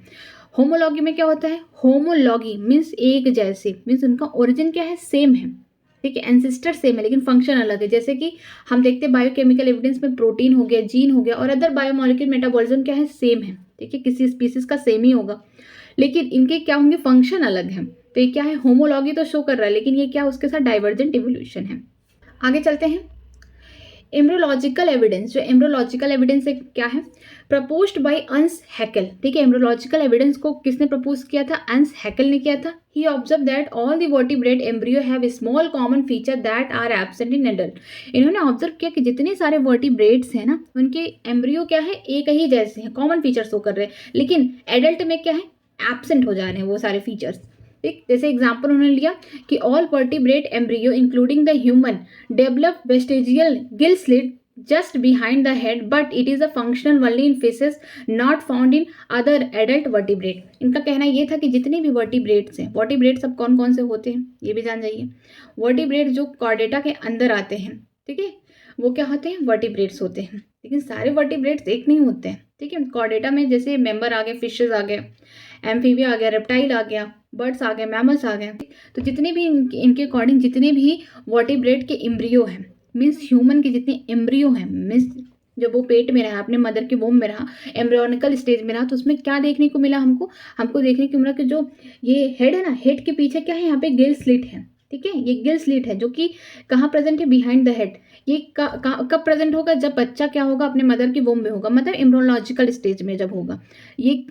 ये फंक्शनल सिर्फ किसमें है, फिश में है। जब बच्चा बाहर आ जाएगा, मीन्स एडल्ट स्टेज में आ जाएगा, डिलीवरी उसकी हो जाएगी, इसके बाद जब वो एडल्ट स्टेज में आएगा तो ये फीचर क्या होंगे, एब्सेंट हो जाएंगे। उनका कहना यही था कि जो सारे फीचर्स गिल वाले हैं, जो फिश में प्रेजेंट है हमेशा के लिए, वो फीचर्स कहाँ प्रेजेंट है, वर्टिब्रेट्स में प्रेजेंट है, वो भी कहाँ, वेस्टिजियल ऑर्गन में। इसकी उनका काम कुछ नहीं है, गिल्स का कोई काम नहीं है यहाँ पे, बस प्रेजेंट है। लेकिन ऐसे ही लग रहा है कि कितना बकवास है ये। जैसे इनका कहना था कि अंस हैकेल क्या कह रहे थे, ये जो वर्टिब्रेट्स होते हैं इनमें क्या होता है कि जब वो एम्ब्रियोनिकल स्टेज में थे, मतलब कि जब अपने मदर के वोम में है, उस टाइम क्या हो रहा है कि उनके जो हेड है, जो एम्ब्रियो है, उसके हेड के पीछे क्या बन रहा है, गिल स्लिट है, लेकिन वो वेस्टिजियल है, इसको का कोई काम नहीं है। जब वो बच्चा एडल्ट हो जाएगा उसमें ये गिल्स एब्सेंट हो जाएंगे, लेकिन ये फंक्शनल किस में है, फिश में है। लेकिन ऐसा कुछ नहीं होता है कि ऐसा कहेंगे कि एम्ब्रियो जो है, बच्चा एम्ब्रियो जो है पेट में है, वो जब एडल्ट हुआ तो उसमें गिल प्रेजेंट है, नहीं। इनका यही कहना था कि जितने वर्टिब्रेट्स के एम्ब्रियो है ना, उसमें जब अपने एम्ब्रियोनिक स्टेज में होते हैं तो उनके पास भी गिल्स प्रेजेंट होते, लेकिन वो काम नहीं करते, वेस्टिजियल ऑर्गन होते। लेकिन ये जो गिल्स है ये सिर्फ फंक्शनल किस में होते हैं, फिशेज में होते हैं। आगे चलते हैं, however Karl Ernst von Baer rejected this proposal, ठीक है। इसके बाद एक दूसरे साइंटिस्ट है जिसका नाम है कर्ल अंस वन वेयर, इनका भी नाम अंस है, इनका भी नाम अंस है। देखें यहाँ पे, कल अंस वॉलवियर ने क्या कहा कि ये सब चीज़ें क्या है, बकवास है, इनकी कोई ये जो ऐसी कोई कुछ होता ही नहीं है, हाइपोथेसिस गलत है इनका, ठीक है। He noted that the embryo never pass through the adult stage of other animal, ठीक है। इनका कहना है कि एम्ब्रियो कभी भी ऐसा कुछ नहीं शो करता है कि जो एक स्टेज से दूसरे अदर एनिमल में जाए। फिश तो अदर है, ठीक है, और वर्टिब्रेट क्या है, ह्यूमन है, तो ये अलग है ना, तो इसमें कैसे एम्ब्रियो पास्ट होगा। इनका ये कहना कि ऐसा गिल विल कुछ नहीं होता, ये फिश में ही पाए जाते हैं, मैमल्स में नहीं पाए जाते, मीन्स ह्यूमन में नहीं पाए जाते हैं, ठीक है। आगे चलते हैं, evidence for evolution by natural selection, evidence किसकी वजह से देखा गया? नेचुरल सिलेक्शन की वजह से देखा गया। अब नेचुरल सिलेक्शन क्या होता है कि नेचर जिसको सेलेक्ट करता है, जिसको वो चाहता है कि वो सर्वाइव करें, अपने बच्चे पैदा करें और अपना यहाँ पे सर्वाइव करें, इसको बोलते हैं डार्विन के अकॉर्डिंग नेचुरल सिलेक्शन का मतलब होता है कि जो रिप्रोडक्टिवली फिट हो, कि पहले वो सर्वाइव करे फिर अपने जैसे बच्चे दे। ठीक है, तो इसे बोलते हैं नेचुरल सिलेक्शन डार्विन के according. Natural selection is a process in which organisms with better favorable and heritable variation are survive and reproduce. Natural selection क्या होता है? एक ऐसा प्रोसेस जिसमें ऑर्गेनिज्म क्या होते हैं, उनका फेवरेबल कंडीशन होता है, जो हेरिटेबल वेरिएशन क्या करते हैं, उनको सर्वाइव करने, मतलब कि वो अपने पेरेंट्स से ऑफस्प्रिंग में जो भी हेरिट किए हैं, ठीक है, इनहेरिट किए हैं क्या वेरिएशंस, वो क्या कर सके, सर्वाइव कर सके और अपने जैसे और सारे प्रोजेनी को भी रिप्रोड्यूस करें। ठीक है, some evidence are given below, कुछ एविडेंस दिए गए हैं। पहला है industrial melanism in England before industrialisation 1850s there were more white wing moth, जिसको बोलते हैं Biston betularia on the tree then the dark wing और द मेलनाइज्ड मोथ, जिसको बोलते हैं Biston carbonaria. After industrialisation in 1920 more dark wing moth are less and white wing moth are developed. क्या हो गया? इंडस्ट्रियलाइजेशन मेलेनिज्म का मतलब है क्या? उस समय की बात है इंग्लैंड में, ये इंग्लैंड की कहानी है कि इंग्लैंड में कब की बात है, जब इंडस्ट्री वगैरह नहीं प्रेजेंट थे 1850s में। उस समय देखने को क्या मिला था? वाइट विंग मूथ, मतलब ऐसे ऑर्गेनिज्म, या मूथ का मतलब बोल सकते हैं कि इंसेक्ट, ऐसे इंसेक्ट जो क्या है वाइट वाइट कलर के, उनके जो विंग्स है वाइट है। ठीक है, इसका नाम है विस्टन बेटिल्यूरिया। ठीक है, बेटिल्यूरिया इसका नाम है। ये क्या कर रहे थे? ये ज़्यादा सर्वाइव कर रहे थे ट्री पे। ठीक है, देन द डार्क विंग भी थे, काले भी थे, कोरे भी थे, मीन्स ब्लैक जो डार्क कलर के भी थे। ठीक है, विंग्स वाले इंसेक्ट और मूथ, या फिर जो वो व्हाइट कलर के थे। ये दोनों में ज़्यादा सर्वाइव कौन कर रहा था? व्हाइट वाला कर पा रहा था। इसलिए कर पा रहा था क्योंकि इंडस्ट्री में क्या हो रहा था, इंडस्ट्री नहीं बनी थी। इंडस्ट्री जब नहीं बनी थी तो उसमें से स्मोक वगैरह नहीं आ रहे थे, पूरा इन्वायरमेंट पोल्यूशन फ्री था। ठीक है, जो ट्री थे उसके ट्रंक में क्या ग्रो कर रहे थे? लाइकन ग्रो कर रहे थे उस टाइम। ठीक है, लाइकन क्या है? एक गुड इंडिकेटर है SO2 का, मीन्स ये एयर पोल्यूशन जहाँ रहेगा ना वहाँ ग्रो नहीं करेगा। तो ये जो उस समय पोल्यूशन फ्री था, इंडस्ट्री वगैरह नहीं बने थे, 1850s में इंग्लैंड की बात है। वहाँ पे क्या होता है, पेड़ के ऊपर क्या देखने को मिलते थे, ट्रंक पे उस पर कि लाइकन ग्रो है। तो यहाँ पे क्या हो, जो व्हाइट मूथ है यहाँ पे आराम से छिप सकता था, लेकिन जब अगर ब्लैक मूथ यहाँ पे बैठेगा तो हम उसको ईजिली प्रिडिक्ट कर पाएंगे ना। तो जो ब्लैक मूथ है वो प्रिडिक्टर के द्वारा बहुत जल्दी ईजिली पिक्ड हो जा रहा था। ये उसका प्रिडिक्टर अगर आता था तो वो अपने प्रे को यहाँ से ले जाता था, व्हाइट वाले छिप जाते थे लाइकन की बैकग्राउंड की वजह से। तो ये क्या था वहाँ पे उस समय, जो बिफोर इंडस्ट्रियलाइजेशन के समय क्या हो रहा था, जब इंडस्ट्री वगैरह नहीं बनी थी, तो कौन ज़्यादा सर्वाइव कर रहा था? व्हाइट विंग मूथ ज़्यादा सर्वाइव कर रहे थे। डार्क विंग वाले जो थे बेचारे कम थे लेकिन कम थे। इसलिए कम थे क्योंकि वो ईजिली क्या करते थे, उसका प्रिडिक्टर उसको फाइंड आउट कर ले रहा था। आगे देखिए, यहाँ पे रीजन भी वही दिया है। Before industrialisation there were white lichen cover the tree, in that background the white wing moth survive but the dark winged moth were picked out by predictor. कि जब इंडस्ट्री वगैरह नहीं बनी थी तो पेड़ों पे क्या थे, लाइकन ग्रो कर रहे थे, तो उसमें जो व्हाइट मूथ थे जिनकी विंग्स क्या थी, सफ़ेद सफ़ेद थी, वो ईजिली वहाँ पे छिप सकते थे क्योंकि बैकग्राउंड व्हाइट था। लेकिन जो ब्लैक मूथ थे बेचारे, वो डार्क विंग्ड वाले जो मूथ थे वो नहीं छिप सकते थे। वहाँ अगर वहाँ प्रेजेंट रहते तो उनके प्रेडिक्टर वहाँ से क्या करते थे, उनको पिक्ड आउट कर लेते थे, मीन्स उनको मार के खा जाते थे। लेकिन आफ्टर इंडस्ट्रियलाइजेशन, जब इंडस्ट्रीज बनना स्टार्ट हुई, the tree trunk become dark due to the industrial smoke and soot, no growth of the lichen, so the white wing moth did not survive but the predictor identify them easily. Dark wing moth survive because the suitable dark background. ठीक है, industry बनने के बाद क्या हुआ कि जो tree की ट्रंक थी, मैंने पहले बताया कि लाइकन क्या है, गुड इंडिकेटर SO2 का, मीन्स एयर पॉल्यूशन जहाँ रहेगा वहाँ पे ग्रो नहीं करेगा। तो जैसे जैसे क्या हुआ, इंडस्ट्रीज बनी, पॉल्यूशन होना इन्वायरमेंट में शुरू होने लगा, एटमॉस्फेयर में, तो क्या होगा, जो लाइकन थे ट्री के ट्रंक पे ग्रो कर रहे थे अब नहीं कर रहे हैं। अब क्या होगा, जो ट्री का ट्रंक होगा वो क्या होगा, ब्राउनिश कलर होगा, ब्लैकिश कलर होगा। वहाँ पे क्या होगा, ब्लैक मूथ तो यहाँ पे छिप जा रहे हैं, जो डार्क है, डार्क मेलानिन जो है वो छिप जा रहे हैं। ठीक है, लेकिन जो व्हाइट विंग्ड मूथ है वो नहीं छिप पा रहे क्योंकि बैकग्राउंड अब क्या हो रहा है, ब्लैक हो रहा है। क्यों हो रहा है? स्मोक की वजह से, सूट की वजह से वहाँ पे जो बैकग्राउंड है पूरा ब्लैक है। तो अब यहाँ पे जो प्रिडिक्टर है अब इजिली किसको लेके जा रहे हैं, किसको खा रहे हैं, व्हाइट विंग्ड मूथ को खा रहे हैं। तो अब यहाँ पे देखने को मिल रहा है कि जो डार्क विंग्ड मूथ है ना वो सर्वाइव कर जा रहे हैं क्योंकि यहाँ का जो बैकग्राउंड है वो डार्क हो गया, लेकिन जो वाइट मूथ है वो कम सर्वाइव कर रहे हैं। प्रेजेंट तो हैं, लेकिन यहाँ पे देखने को क्या मिलेगा कि जब इंडस्ट्री क्या थी, जब नहीं बनी थी इंडस्ट्री, बिफोर इंडस्ट्रियलाइजेशन पे क्या होते हैं, वाइट मूथ ज़्यादा थे ब्लैक से, मीन्स डार्क मूथ से। लेकिन जब इंडस्ट्रियलाइजेशन हो गया, इंडस्ट्री वगैरह बन गई, अब यहाँ पे क्या देखने को मिल रहा है कि यहाँ पे डार्क विंग्ड मूथ ज़्यादा है as compare to white wing. खत्म नहीं हुए पूरी तरीके से, बस क्या हुआ, इनका रेशियो क्या हो गया, रिवर्स हो गया है। जब इंडस्ट्रीज नहीं बनी थी तो वाइट विंग्ड मूथ कर रहे थे सर्वाइव, डार्क वाले हट जा रहे थे क्योंकि उनके प्रेडेक्टर उनको इजीली फाइंड कर ले रहे थे, खा जा रहे थे। लेकिन जब इंडस्ट्रीज बनी, बैकग्राउंड सब ब्लैक हो गया, यहाँ पे डार्क विंग्ड मूथ सर्वाइव कर रहे हैं, वाइट जो विंग्ड मूथ है वो सर्वाइव नहीं कर पा रहे। मीन्स यहाँ पे रेशियो क्या हो गया, उल्टा हो गया। ठीक है, ये पूरी तरीके से खत्म नहीं होते वाइट विंग वाले, बस रेशियो क्या होता है उनका, जो होता है ना कि उनकी जनसंख्या कम हो गई। ठीक है, नेक्स्ट चलते हैं, development of resistant variety in organism against herbicide, pesticides, antibiotic और डस्ट एक्सेट्रा। ठीक है, अब क्या हो गया, इससे क्या हो गया, रेजिस्टेंस आ गए कुछ ऑर्गेनिज्म में, कुछ वैरायटीज के ऑर्गेनिज्म में क्या हो सकता है, रेजिस्टेंस आ सकते हैं। किसके अगेंस्ट, हर्बिसाइड्स के अगेंस्ट, पेस्टिसाइड्स के अगेंस्ट, एंटीबायोटिक और ड्रग्स के अगेंस्ट। क्यों, क्योंकि वो सर्वाइव करना समझ गए हैं इन्वायरमेंट में, अडॉप्ट कर लिए हैं अपने आप को कि अगर हम बाहर से क्या डालें ऑर्गेनिज्म के ऊपर, अगर हम हर्बिसाइड डाल रहे हैं, आजकल के खेतों में देखिए कि अगर वहाँ पे हर्बिसाइड्स प्रेजेंट है, मीन वेडीसाइड प्रेजेंट है, अगर वीड्स वगैरह प्रेजेंट है, अगर हम उस पर डालते हैं अनवांटेड ग्रास के ऊपर बाहर से वेडीसाइड लाके, तो क्या होता है कि नहीं खत्म होते हैं।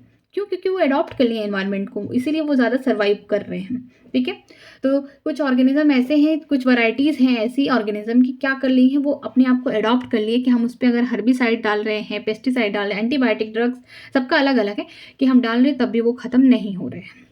नेक्स्ट है, this are the example of natural selection by the anthropogenic action evolution due to the human activity. ये सारे एग्जाम्पल किसके हैं, नेचुरल सिलेक्शन है, किसके द्वारा किए गए हैं, ह्यूमन की एक्टिविटीज़ के द्वारा किए गए, इसीलिए बोलते हैं ऑर्थोपोनिक एक्शन। क्यों ऐसा कहा गया है, क्योंकि इंडस्ट्रीज तो कोई और बना नहीं रहा है, ह्यूमन भी बना रहे हैं ना, तो इसकी वजह से क्या हो रहा है, अलग अलग एडॉप्टेशन हो रहा है। जितनी भी ये सारी एक्टिविटीज़ हो रही हैं किसकी वजह से, ह्यूमन की एक्टिविटीज़ की वजह से हो रही हैं। कि पहले कौन ज़्यादा सर्वाइव करता था, पहले ज़्यादा सर्वाइव कर रहे थे जो वाइट विंग्ड वाले मोथ थे। जब इंडस्ट्रीज़ नहीं थी तब हमारा जो इन्वायरमेंट था उसमें कोई ज़्यादा पोल्यूशन नहीं था। लेकिन जब इंडस्ट्रीज़ हो गई तो यहाँ पे ज़्यादा सर्वाइव कौन कर रहे हैं, डार्क विंग्ड मोथ सर्वाइव कर रहे हैं। ठीक है, और जो भी यहाँ पे डेवलपमेंट जो रेजिस्टेंस वैरायटी कर रहे हैं ऑर्गेनिज्म, किसके against, herbicide, pesticide, antibiotic drugs.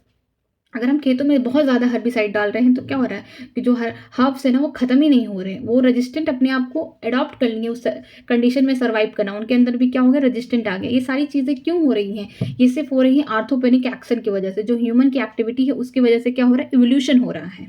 ठीक है, थ्योरीज ऑफ बायोलॉजिकल एवोल्यूशन, ये क्या क्या थ्योरीज हैं जो बायोलॉजिकल एवोल्यूशन को बताते हैं। पहला है Lamarckism, the theory of inheritance of acquired character. ठीक है, जो लेमार्किज्म है ये थ्योरी क्या बताता है कि इनहेरिटेंस हो रहा है जो एक्वायर्ड कैरेक्टर है। एक्वायर्ड कैरेक्टर का मतलब ऐसे कैरेक्टर जो हमने लाइफ स्टाइल में क्या करते हैं, एक्वायर्ड करते हैं, उसको पाते हैं। ठीक है, चलिए स्टार्ट करते हैं। It is proposed by Lamarck, इसको जो ये थ्योरी है, theory of inheritance of acquired character, किसने इसको प्रपोज किया, साइंटिस्ट का नाम है Lamarck. It state that the evolution of the life form occurred by the inheritance of acquired character. ठीक है, यहाँ पे जो लाइफ में इवोल्यूशन हो रहा है किसी भी ऑर्गेनिज्म में या पॉपुलेशन में, तो ये किसकी वजह से हो रहा है कि उसने अपने लाइफ स्टाइल में क्या एक्वायर्ड किए हैं, कौन कौन से कैरेक्टर एक्वायर्ड किए हैं, वही उसके आगे वाले जनरेशन में पास हो रहा है। ठीक है, acquired character are develop by use and disuse of organ. इनके अकॉर्डिंग क्या था कि जो एक्वायर्ड कैरेक्टर थे वो किस वजह से डेवलप होते हैं, जिस चीज़ का हम यूज़ करते हैं जिस ऑर्गन का, और जिसका डिसयूज़ करते हैं। ठीक है, evolution by the use of organ, जो ऑर्गन यूज़ किया गया उसका किस तरीके से इवोल्यूशन हुआ, किस तरीके से हमको देखने को मिला कि कुछ टाइम बाद क्या उसका हमें आगे रिजल्ट मिल रहा है। ठीक है, जैसे एग्जाम्पल दिया गया है, long neck of giraffe is due to the continuous elongation to forage leaves on the tree. This acquired character was inherited to succeeding generation. क्या होता है, इनका कहना यह है कि जो जिराफ है ना, जिराफ की जो नेक है वो कितनी लंबी होती है, वो इसलिए लंबी है ना क्योंकि वो जो पत्ती वो ज़्यादा करके क्या करते हैं, ट्री की जो लीव्स है उसको खाते हैं, तो इसीलिए वो बड़े बड़े ट्री की लीव्स खाते हैं, जिसकी वजह से क्या हुआ, उनका नेक लंबा हो गया। ठीक है, इसीलिए जो उनके आगे वाले जनरेशन, जो उनके बच्चे हुए और उनके आगे जो जनरेशन हुए आगे के, उनके भी नेक क्या है, लंबे हैं। इनका कहने का मतलब ये है कि यहाँ पे यूज़ किया गया ऑर्गन का, मीन्स नेक को ज़्यादा यूज़ किया, जिसकी वजह से इनकी जो नेक की साइज़ है ना वो बढ़ गई। ठीक है, नेक्स्ट है इवोल्यूशन बाय डिसयूज। क्या अब इवोल्यूशन हो रहा है कि किस ऑर्गन को यूज़ नहीं किया जा रहा है। देखिए एग्जाम्पल है disappearance of the lymph in the snake. इनका कहना है कि जो स्नैक है, सांप है, उसमें क्या है, उसने अपने लिम्फ का यूज़ नहीं किया, अपने हाथ पैर का यूज़ नहीं किया, जिसकी वजह से क्या हुआ, उसके पास हाथ पैर नहीं पाए जाते हैं, इसीलिए तो वो ज़मीन पे रेंगता हुआ चलता है ना, क्रीपिंग करता है, ठीक है, क्रॉल करता है। तो इसीलिए इनका कहना है कि जो भी इवोल्यूशन देखने को मिल रहे हैं, ऑर्गन का या तो यूज़ करता है वो ऑर्गेनिज्म, तब वो आगे चल के जनरेशन में प्रोसीड होता है, ठीक है। और अगर उस ऑर्गन को यूज़ नहीं किया तो इवोल्यूशन के तहत आगे वाले जो जनरेशन है उसमें वो ऑर्गन नहीं प्रेजेंट होगा, ठीक है। This theory was eliminated out because it is prove that the character are inherited only through gene. ये जो थ्योरी थी इनकी ना, इसको पूरी तरीके से क्या किया गया, डिसप्रूफ कर दिया गया कि ये गलत बोल रहे, ऐसा कुछ नहीं होता है। जो भी कैरेक्टर इनहर्ट होते हैं, मीन्स पेरेंट्स से ऑफ स्प्रिंग में जाते हैं, वो किसके थ्रू जाते हैं, जीन्स के थ्रू। ऐसा नहीं होता कि अगर कोई इंडिविजुअल अपने लाइफ में, मान लीजिए किसी की लाइफ स्टाइल में क्या हो गया, उसको बीमारी हो गई, मान लीजिए उसे कैंसर हो गया, बहुत खतरनाक बीमारी है, तो ऐसा नहीं होगा कि उसके जो आगे वाले जनरेशन है, जो उसका बच्चा है, उसको भी हो जाए, ऐसा नहीं हो सकता है। क्योंकि जो भी बीमारी जाएगी, डिसऑर्डर जाएगा, जितनी भी जेनेटिकली, वो जीन से जाएगी, ना कि ऐसा नहीं होगा कि एक्वायर्ड, जो हम लाइफ स्टाइल में एक्वायर्ड करते कैरेक्टर, उससे जाएगी, ठीक है। आगे चलते हैं, नेक्स्ट थ्योरी है Darwinism, the theory of natural selection, ठीक है। अब थ्योरी ऑफ नेचुरल सिलेक्शन के बारे में पढ़ेंगे। प्रपोज्ड बाय चार्ल्स डार्विन, जो थ्योरी ऑफ नेचुरल सिलेक्शन इसे प्रपोज किए हैं Charles Darwin. It was based on the observation during a sea voyage in a sail ship called HMS Beagle, ठीक है। इनका जो ऑब्जर्वेशन था चार्ल्स डार्विन का, ये गए थे क्या, सी वोवेज करने, मीन्स समुद्री यात्रा पे निकले थे। इनकी जो शिप का नाम था, उसका नाम इंपॉर्टेंट है, उसका नाम है HMS Beagle, ठीक है। इन्होंने फिर ऑब्जर्व क्या किया, आगे देखते हैं। Alfred Wallace, a naturalist, worked in a Malay Archipelago, had also come to similar conclusion, ठीक है। दोनों लोग अपने अपने सी वॉयेज पे निकले थे। एक थे चार्ल्स डार्विन, जो अपने जहाज का नाम था उनके HMS बिगल, और एक दूसरे नेचुरलिस्ट थे जो नेचर में जाके घूमते फिरते थे, ऑब्जर्व करते थे, ठीक है। इनका नाम था अल्फ्रेड वेलेस। ये भी गए कहाँ पे, मलाय आर्चीपेलागो, ठीक है। ये एक आइलैंड है, वहाँ पे ये गए, वहाँ पे इन्होंने जो कुछ भी देखा, इन दोनों का क्या है, सिमिलर कंक्लूजन निकल रहा था, जो भी इन्होंने ऑब्जर्व किया है, ठीक है। Work of the Thomas Malthus on the population influence the Darwin, ठीक है। एक दूसरे बोल सकते हैं कि साइंटिस्ट, या फिर बोल सकते हैं कि ऐसे इंसान थे जो, इनका नाम था थॉमस मैथलेस। ये क्या काम कर रहे थे, ये पॉपुलेशन पे आर्टिकल लिख रहे थे, ठीक है। तो जिसकी वजह से डार्विन बहुत ज़्यादा प्रभावित हुए, ठीक है। उन्होंने फिर अपना स्टार्ट किया अपना observation. Darwinism is the based on the two key concept, जो डार्विन का डार्विज्म है या थ्योरी है, वो किस पे डिपेंड करता है, दो की कॉन्सेप्ट पे। पहला क्या है, पहला है ब्रांचिंग डिसेंट, दूसरा है नेचुरल सिलेक्शन, ठीक है। ब्रांचिंग डिसेंट में हम पढ़ेंगे, it explain that the all organism are modified for descent of the previous life form. जो ब्रांचिंग डिसेंट है ना, इसमें क्या हो रहा है, ब्रांचिंग इन द सेंस बोलना चाह रहा है कि एक जनरेशन से दूसरे जनरेशन में जो ऑर्गेनिज्म है ना, वो अपना सिर्फ मॉडिफाइड होता है अपने पूर्वज का। जैसे मान लीजिए अगर मान लीजिए पेरेंट्स से जो उनके बच्चे हुए, सन या डॉटर, तो ये जो सन और डॉटर है ना, ये अपने पेरेंट्स के बस मॉडिफाइड है, ठीक है। कुछ उनमें सिर्फ चेंजेस की गई हैं, बाकी सब कुछ सिमिलर है, इसमें ये है। नेक्स्ट है natural selection. Consider a bacteria colony a growing on a given medium, if the medium composition is change, only a part of the population can survive under a new condition, this vibrant population B outgrow the other and appear as a new species, that is B is better than A under the new condition, thus the nature select for the fitness, ठीक है। इसमें क्या होता है, natural selection में नाम से लग रहा है कि नेचर सेलेक्ट करेगा। यहाँ पे इन्होंने एक एक्सपेरिमेंट किया कि बैक्टीरिया की कॉलोनी ग्रो करा दी, एक मीडियम दिया, उसमें ढेर सारी बैक्टीरिया ग्रो कर रही हैं, ठीक है। उन्होंने फिर क्या किया, मीडियम में कुछ चेंज कर दिया, मीन्स कुछ उसमें डाल दिया अलग से, ताकि जो कंडीशन है उनके लिए क्या हो गई, बहुत खराब हो गई। इसमें से कुछ बैक्टीरिया की क्या हो जाएगी, डेथ हो जाएगी, लेकिन कुछ क्या होंगे, कुछ सर्वाइव कर जाएंगे, कुछ उसके पॉपुलेशन, ठीक है। मान लीजिए जो सर्वाइव करके वो बी है, तो इनका कहना ये है कि जब नया कंडीशन आएगा तो जो बी वाले होंगे ये ज़्यादा अच्छे से सर्वाइव कर लेंगे और नए कंडीशन में एज कम्पेयर टू ये, बिकॉज नेचर इनको सेलेक्ट कर लिया है। इनकी जो फिटनेस है नेचर में सर्वाइव करने के लिए वो बहुत अच्छी है ए के कंपेयर में, ठीक है। आगे चलते हैं।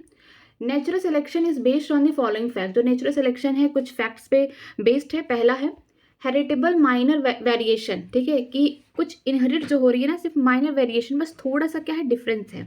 इट इज़ आइदर बेनिफिशियल और हार्मफुल टू द ऑर्गेनिज्म, या तो यह बेनिफिशियल हो सकती है वेरिएशन, या फिर क्या हो सकती है, ऑर्गेनिज्म के लिए ये हार्मफुल हो सकती है। नेक्स्ट है over production, population size grow exponentially due to the maximum reproduction, example bacterial population. Over production का मतलब ये है कि पॉपुलेशन की साइज क्या हो रही है, बहुत एक्सपोनेंशियली बढ़ रही है, ठीक है, मैक्सिमम रिप्रोडक्शन हो रहा है वहाँ पे, जैसे हमने एग्जाम्पल देखा बैक्टीरिया की पॉपुलेशन का, ठीक है। नेक्स्ट है लिमिटेड नेचुरल रिसोर्सेज, ठीक है, यहाँ पे जो नेचुरल रिसोर्सेज है वो क्या है, लिमिटेड है। Resources are not increased in accordance with the population size, यहाँ पे रिसोर्सेज तो बढ़ेंगे नहीं, लेकिन पॉपुलेशन की साइज बढ़ रही है क्योंकि रिप्रोडक्शन रेट क्या है, बहुत हाई है, ठीक है, आर की वैल्यू क्या है, स्मॉल आर की वैल्यू हाई है यहाँ पे। नेक्स्ट चलते हैं स्ट्रगल फॉर द एग्जिस्टेंस, यहाँ पे स्ट्रगल हो रहा है एग्जिस्टेंस के लिए, क्यों इस तरीके से हो रहा है, क्योंकि पॉपुलेशन बढ़ गई है, रिसोर्सेज लिमिटेड है, तो रिसोर्सेज कम है तो क्या होगा, एक दूसरे के बीच में पॉपुलेशन में क्या होगा, सेम स्पीसीज के बीच में क्या होगा, कॉम्पिटिशन होगा रिसोर्सेज के लिए, ठीक है। It is the competition among the organism for resources, so the population size is limited. जो स्ट्रगल ऑफ द एग्जिस्टेंस है इसमें क्या होगा कि रिसोर्सेज के लिए स्पीसीज के अंदर, पॉपुलेशन के अंदर क्या होगा, फाइट होगा, ठीक है, कॉम्पिटिशन होगा रिसोर्सेज के लिए, तभी जो पॉपुलेशन की साइज क्या होगी, लिमिटेड होगी। नेक्स्ट है सर्वाइवल ऑफ द फिटनेस, अब यहाँ पे कौन सी स्पीसीज या कौन सा पॉपुलेशन क्या होगा, सर्वाइव करेगा नेचर में। In the struggle for the existence organism with beneficial variation can utilise the resource better, hence they survive and reproduce, ठीक है। जो स्ट्रगल है एग्जिस्टेंस का, मीन्स दो पॉपुलेशन के बीच में झगड़ा हो रहा है, कॉम्पिटिशन हो रहा है एक रिसोर्स, एक लिमिटेड रिसोर्स के लिए, वही ऑर्गेनिज्म वहाँ पे सर्वाइव करेगा जिसके पास क्या है, बेनिफिशियल वेरिएशन है उनके बॉडी में, मीन्स उनके जीन में, इनका कहने का मतलब है यहाँ पे कि जिनके पास क्या होगा, बेनिफिशियल वेरिएशन प्रेजेंट है, वही क्या करेगा, नेचर में सर्वाइव करेगा और अपने जैसे ऑर्गेनिज्म को रिप्रोड्यूस करेगा, ठीक है। This is called the survival of the fitness, इसे कहते हैं survival of the fitness. Fitness का मतलब डार्विन के अकॉर्डिंग ये है कि जो वेरिएशन आएगा ऑर्गेनिज्म के अंदर ना, वो नेचर में चाहे कुछ भी कंडीशन, चाहे जैसा भी हो, चेंज हो जाए, लेकिन वो ऑर्गेनिज्म वहाँ पे सर्वाइव कर जाएगा क्योंकि उसके जीन में या फिर बोल सकते हो उस ऑर्गेनिज्म में क्या है, वेरिएशन है, ठीक है, वो सर्वाइव करेगा और अपने जैसे और ऑर्गेनिज्म को क्या करेगा, रिप्रोड्यूस करेगा।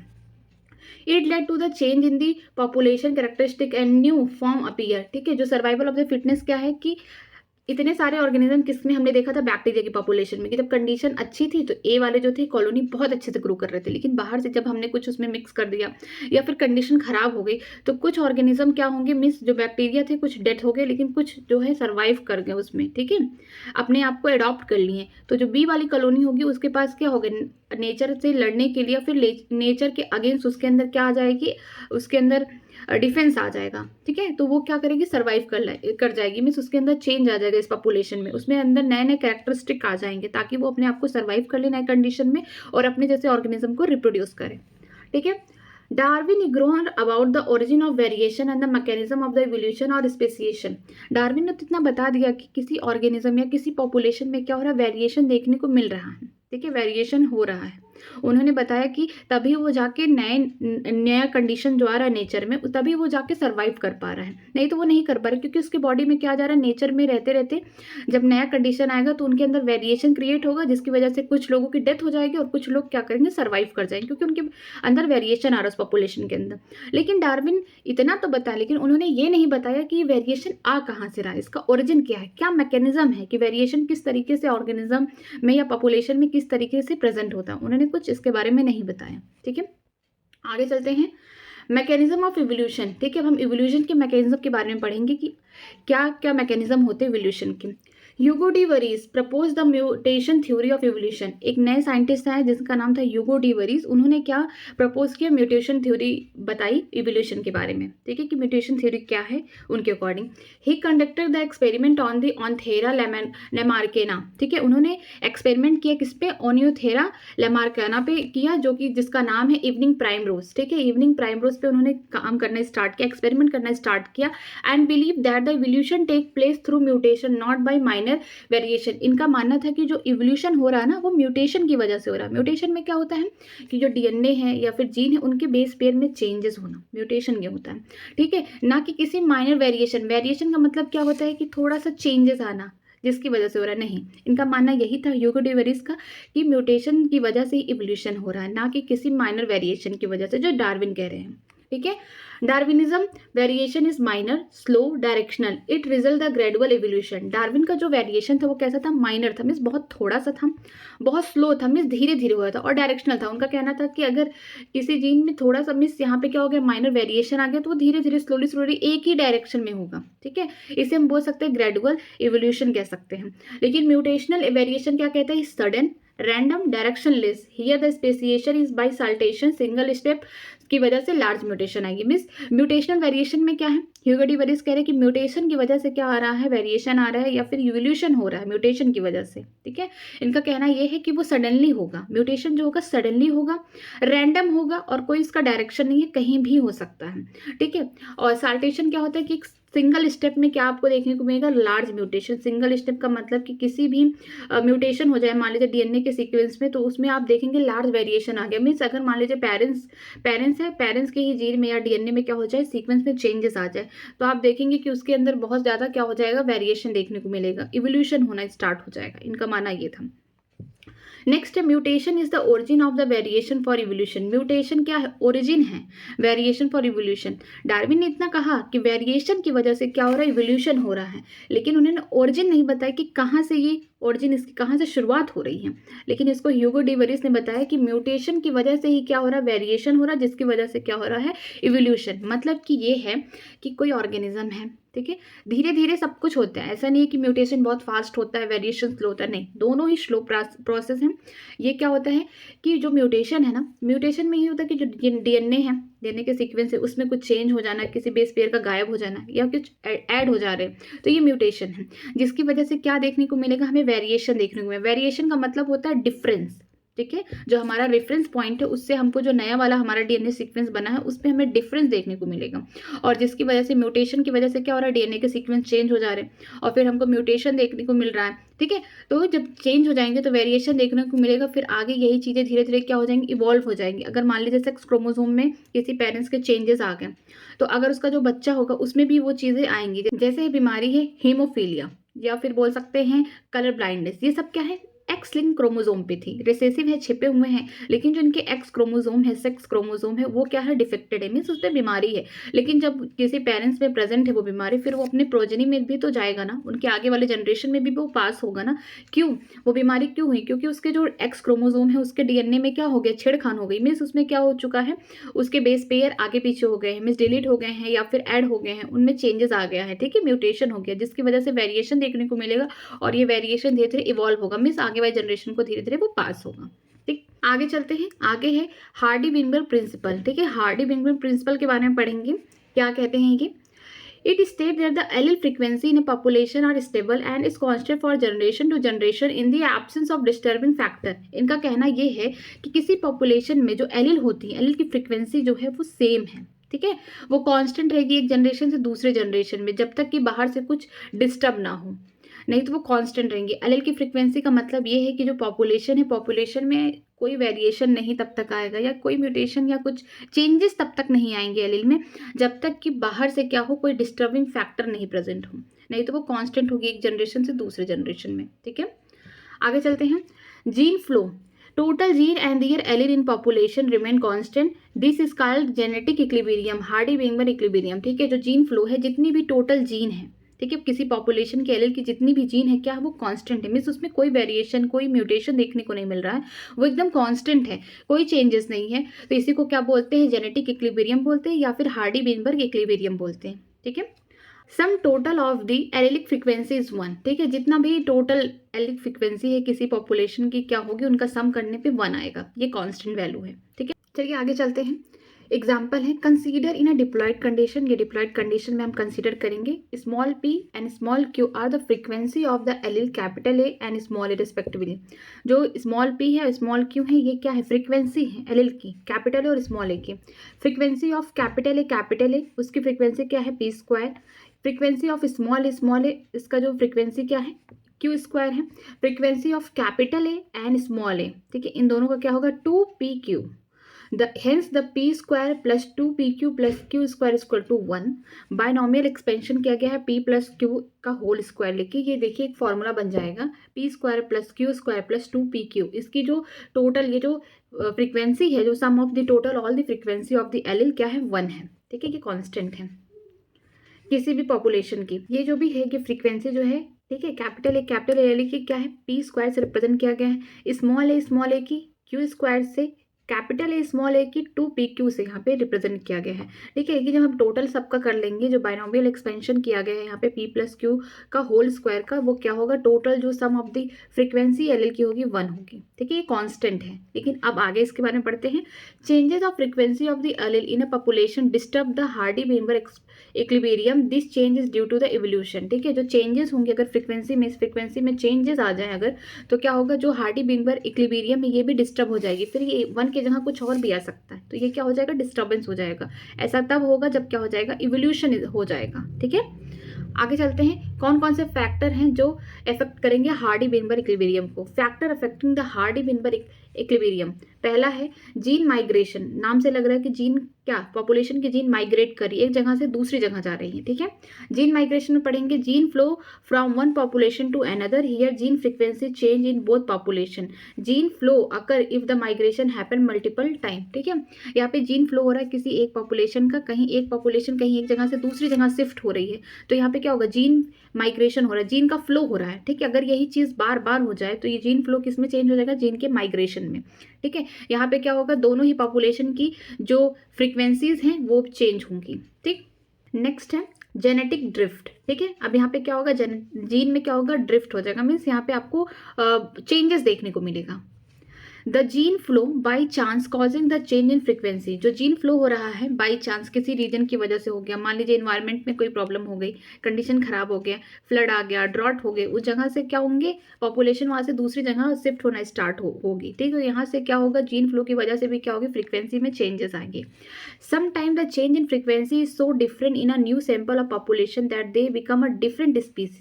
कभी कभी ऐसा होता है कि जो ये चेंज हो रही है फ्रीक्वेंसी में, इस तरीके से चेंज हो जाती है ना कि वो पॉपुलेशन का स्पीसीज क्या हो जाए, दूसरे स्पीसीज में बन जा रहा है. मीन्स उसका पूरा जीन ही चेंज हो जा रहा है यहाँ पे.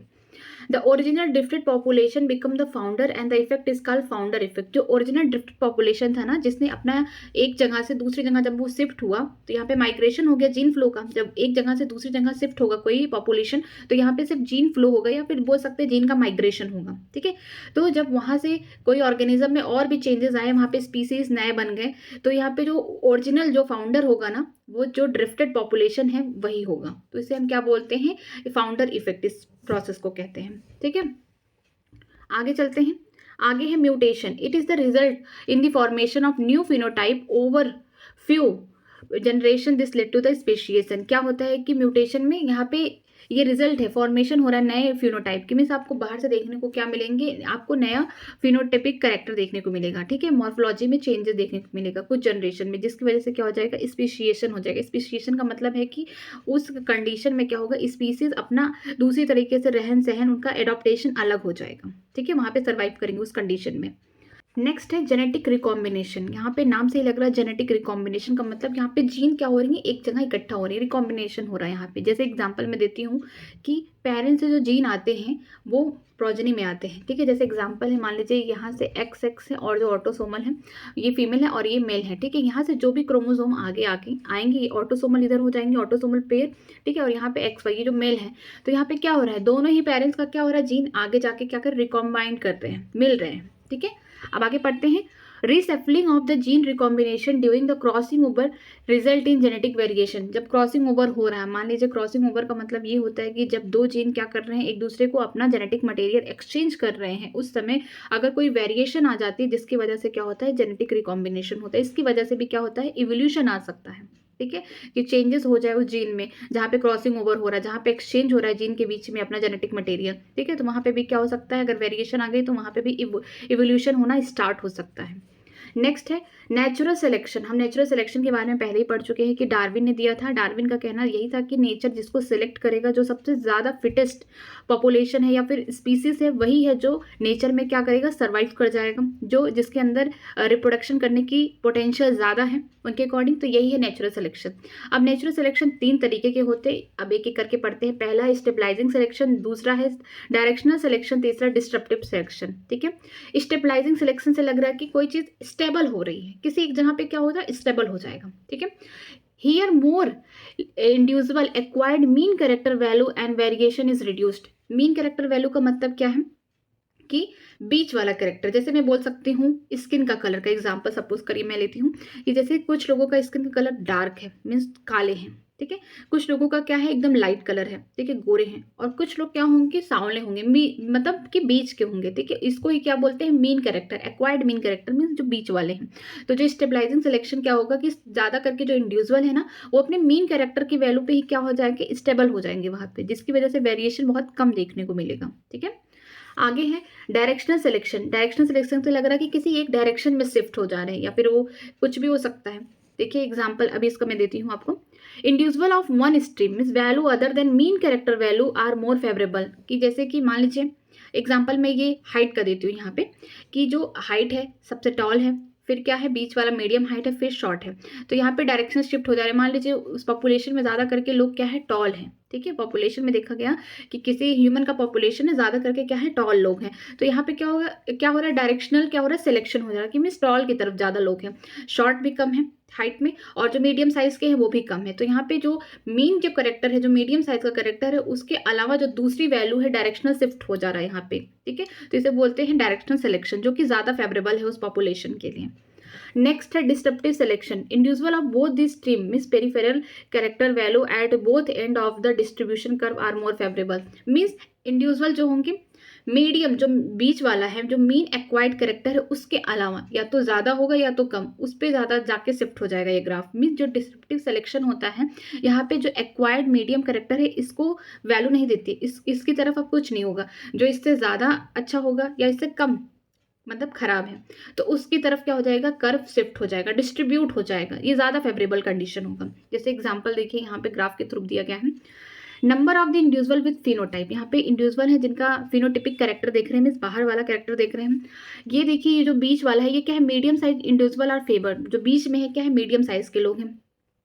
Phenotype favoured by natural selection, ये जो फिनोटाइप है, बाहर का जो फिनोटिपिक कैरेक्टर है, इसको नेचर सेलेक्ट करे, इसलिए नेचुरल सिलेक्शन के द्वारा हो रहे हैं। ये जो बीच में है ये क्या है, मीडियम साइज के लोग हैं। इधर वाला जो होंगे वो टॉल साइज के होंगे, इधर वाले जो होंगे शॉर्ट साइज के होंगे। ठीक है, तो पहला जैसे यहाँ पे देखिए ये वाला पीक देखिए, peak get higher and narrow. ठीक है, पीक क्या होगा, हाइयर हो जाएगा, और नैरो मीन्स पतला है, लंबा है। तो इसके में क्या हो रहा है, यहाँ पे स्टेबल हमको देखने को मिल रहा है। यहाँ पे हो जाएगा स्टेबलाइजिंग सिलेक्शन हो रहा है कि किसी एक ही जगह पे क्या हो रहा है, जो कैरेक्टर है, जो मीन कैरेक्टर एक्वायर्ड है, उनकी तरफ क्या हो रहा है, स्टेबल हो रहा है ग्राफ। तो यहाँ पे क्या हो देखने को मिलेगा, हमें स्टेबलाइजिंग सिलेक्शन देखने को मिलेगा। फिर नेक्स्ट है peak shift in one direction. जब पीक एक डायरेक्शन में शिफ्ट होगी, जो ज़्यादा फेवरेबल होगा पॉपुलेशन के लिए, तो हमें देखने को मिलेगा डायरेक्शनल सिलेक्शन। ना मीन कैरेक्टर पे होगा वो, और ना ही किसी और वैल्यू पे होगा, वो उस डायरेक्शन में शिफ्ट होगा जहाँ पे पॉपुलेशन के लिए फेवरेबल कंडीशन है। ठीक है, नेक्स्ट है टू पीक फॉर्म। यहाँ पे 2 पीक फॉर्म हो रहे हैं यहाँ पे डिस्ट्रप्टिव वाले में। ठीक है, डिस्ट्रप्टिव सिलेक्शन में यहाँ पे देखिए ये मान लीजिए टॉल है, ये मान लीजिए मीडियम साइज है, ये शॉर्ट है। तो यहाँ पे ज़्यादा करके टॉल वाले और शॉर्ट वाले पे ग्राफ शिफ्ट हो रहा है, लेकिन जो मीडियम साइज है या फिर बोल सकते हैं मीन एक्वायर्ड कैरेक्टर जो बीच वाला है, जो मीडियम साइज का है, उसका नहीं हो रहा है। ठीक है, अब आगे चलते हैं, हमारा लास्ट टॉपिक है इस चैप्टर का, the brief account of evolution. अब हम इवोल्यूशन के बारे में पूरा ब्रीफ अकाउंट पढ़ेंगे, कैसे कौन से एरा में कौन सा पीरियड चल रहा था, कौन से ऑर्गेनिज्म आए, कैसे ह्यूमन आए, किस तरीके से इवोल्यूशन हुआ, वो सब हम लोग इसमें पढ़ेंगे। ठीक है, चलिए स्टार्ट करते हैं। The geological time scale included 4 era. यहाँ पे जो जियोलॉजिकल टाइम स्केल है उसमें 4 एरा देखने को मिलते हैं। पहला है प्रोटोजोइक, ठीक है, फिर है पैलियोजोइक, फिर है मीजोजोइक, फिर है सीनियोजोइक। ठीक है, चलिए एक एक करके पढ़ते हैं। प्रोटेरोजोइक एरा, जो प्रोटेरोजोइक एरा है इसका टाइम ड्यूरेशन कितना है, 2500 से लेके 541 मिलियन ईयर एगो। अब से 2500 साल से लेके 541 मिलियन ईयर एगो तक ये पीरियड चला था, ये एरा चला था। ठीक है, इसमें क्या देखने को मिला, 2000 मिलियन ईयर एगो, अब से 2000 मिलियन ईयर एगो जाने पे हमें क्या मिलेगा, first cellular form of the life appear. पहली बार हमको देखने को मिला कि सेलुलर लाइफ फॉर्म बनी, मीन्स ऐसा लाइफ बना जिसमें क्या है, सेल प्रेजेंट है। ठीक है, सेलुलर लाइफ है, ठीक है, यहाँ पे सेल प्रेजेंट है, ऐसी लाइफ हमको देखने को मिली। Some of the cell had ability to release oxygen as the light reaction in photosynthesis. कुछ सेल के पास क्या थी, एबिलिटी थी कि वो क्या कर सके, ऑक्सीजन रिलीज कर सके जब उनके ऊपर क्या हो रहा था, लाइट रिएक्शन हो रहा था फोटोसिंथेसिस करने के लिए, ठीक है। नेक्स्ट है single cell organism become multi cellular organism, ठीक है। यहाँ पे जो सिंगल सेल ऑर्गेनिज्म है मीन्स पहला जो सेलुलर फॉर्म है वो धीरे धीरे किसमें बदलने लगा, ढेर सारे सेल में, मीन्स मल्टी सेलुलर होने लगा और सारे उसमें सेल डिवाइड करने लगे और ढेर सारे बनने लगे। तो यहाँ पे सिंगल सेल ऑर्गेनिज्म किसमें बनने लगा, मल्टी सेलुलर ऑर्गेनिज्म में। नेक्स्ट है पैलियोजोइक एरा, जिसका टाइम ड्यूरेशन है 540 million year ago to 252 million year ago, ठीक है। इट हैज 6 पीरियड, इसके पास 6 पीरियड्स है। पहला है कैम्ब्रियन जो कि 540 से लेकर 490 मिलियन ईयर एगो है। दूसरा है ऑटोवियन 490 से लेकर 443 मिलियन ईयर एगो है, ठीक है। फिर है सिल्यूरियन जो कि 425 मिलियन ईयर एगो है। फिर है डिवोनियन 405 मिलियन ईयर एगो है। फिर लास्ट के 2 बचे हैं कार्बोनिफेरस, ठीक है, कार्बोनिफेरस है जो कि 360 मिलियन ईयर एगो, और लास्ट है जो परमियन, ठीक है। परमियन में क्या होगा 285 मिलियन ईयर एगो। ये सारी जो मिलियन ईयर एगो है ना, अब से देखते हैं इतने साल पहले, इतने मिलियन ईयर एगो पहले की ये सारी कहानी बताई जा रही है यहाँ पे। चलिए आगे देखते हैं 500 मिलियन ईयर एगो, 500 मिलियन ईयर एगो पहले क्या हुआ, इनवर्टिब्रेट्स वेयर फॉर्म, ठीक है। पहली बार क्या है, इनवर्टिब्रेट्स आए। फिर 450 मिलियन ईयर एगो, 450 मिलियन ईयर एगो बाद क्या है, first land organism plant are appear, पहली बार क्या है लैंड पे ऑर्गेनिज्म आए, वो क्या है प्लांट आए। फिर आए 400 मिलियन ईयर एगो आर्थ्रोपोड इन्वेडेड द लैंड, क्योंकि आर्थ्रोपोड 400 मिलियन ईयर एगो बाद कहाँ पे आए, लैंड पे आए। आर्थ्रोपोड मीन्स इंसेक्ट वगैरह। 350 million year ago jawless fish were evolve, ठीक है। 350 मिलियन ईयर एगो क्या हुआ, जॉलेस फिश है, ऐसी फिश है जिसके पास क्या है, जॉ नहीं है, मीन्स हम बोल सकते हैं साइक्लोस्टोमेटा के क्लास की आई फिश, ठीक है। तो यहाँ पे देखिए हर जगह 50-50 का गैप है, 500 में, ठीक है, 450, फिर 400, फिर 350, ठीक है। तो 500 मिलियन ईयर एगो कौन आए, सबसे पहले इन्वर्टिब्रेट्स आए। फिर 450 मिलियन ईयर एगो के बाद कौन आए, पहले ऑर्गेनिज्म ऐसे आए जो कि प्लांट थे, लैंड पे अपीयर हुए। फिर 400 मिलियन ईयर एगो आर्थ्रोपोड आए। फिर 350 मिलियन ईयर एगो आए जॉलेस फिशेस। आगे चलते हैं, low wing stout and strong winged fish could move on the land and go back to water. They evolved to the first amphibian ancestor of the modern day frog and salamander. ठीक है, जो lobe wings थी, ठीक है, ऐसे organism जो इसका नाम है लोब विंग्स, ठीक है। इसके जो विंग्स थे ना, ये क्या थे, बहुत ज़्यादा स्ट्रॉन्ग थे इस ऑर्गेनिज्म के। तो ये क्या करता था, लैंड पे भी रहता था, फिर वाटर में भी आ जाता था। तो इसका जो कैरेक्टरिस्टिक है एम्फीबिया जैसा है ना, कि पानी में भी रहेंगे, लैंड पे भी रहेंगे। तो ये क्या थे, फर्स्ट हम बोल सकते हैं फर्स्ट एम्फीबियन यहीं से इन्वॉल्व हुए थे, ठीक है, लोब विंग्स से। जैसे ये क्या है, जो मॉडर्न डे के फ्रॉग है, सैलमेंडर है, क्या है, ये एंसेस्टर है। आगे चलते हैं। In 1938, a lobe finch called coelacanth fish was catched in South Africa, which was thought to be extinct. ठीक है, 1938 में देखा गया कि जो लोब फिंच थी ना, जो पहले इवॉल्व हुए, क्या एम्फीबिया बने, जिसका नाम है कोलियोकैंथ फिश, ये क्या हुई, साउथ अफ्रीका में इसको पाया गया, ठीक है। ऐसा सोचा जा रहा था कि पूरी तरीके से खत्म हो चुके हैं। 320 million year ago sea weeds and few plant were existed, ठीक है। 320 मिलियन ईयर एगो में क्या देखने को मिला कि समुद्री घास और कुछ पौधे अब धीरे धीरे ग्रो करना स्टार्ट कर दिए हैं।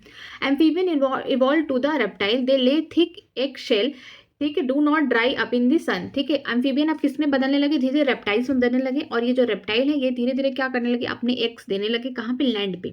और इनका एग जो है ना, सनलाइट के अंदर आने पे वो ड्राई नहीं हो रहे। क्यों नहीं हो रहे, क्योंकि उनके एग के सेल के ऊपर मतलब जो एग सेल है उसके ऊपर क्या है, बाहर से एक थिक शेल्ड पाई गई है, ठीक है। तो जिसकी वजह से जो सनलाइट की रेडिएशन उस पर आएगी तो वो खराब नहीं होगा, मीन्स उसके रेडिएशन में एब्जॉर्ब नहीं हो जाएगा। आगे चलते हैं। Giant fern pteronophytes were present, but they all fell to form a coil deposit slowly, ठीक है। उस समय क्या, टेडोफाइट, बड़े बड़े टेडोफाइट, जो बड़े बड़े जाइंट फर्न थे वो वहाँ पे प्रेजेंट हुए ग्रो करना। फिर इस समय हम क्या है, हमको अब टेडोफाइट इतने बड़े बड़े नहीं दिखते, क्यों, क्योंकि वो सारे जितने भी टेडोफाइट थे उसी समय गिर के जमीन के अंदर क्या हो गए, पूरा एकदम अंडरग्राउंडेड हो गए। उसी से हमें क्या, कोयला मिलता है, ठीक है। ये धीरे धीरे क्या हो गए, एकदम फेल, मतलब गिरने के बाद क्या हो गया, डिपोजिट हो गए और ये कोयला बन गए। आगे चलते हैं, जो तीसरा एरा जिसका नाम है मीसोजोइक एरा है। इसका जो टाइम पीरियड है 252 से लेके 66 मिलियन ईयर एगो, ठीक है।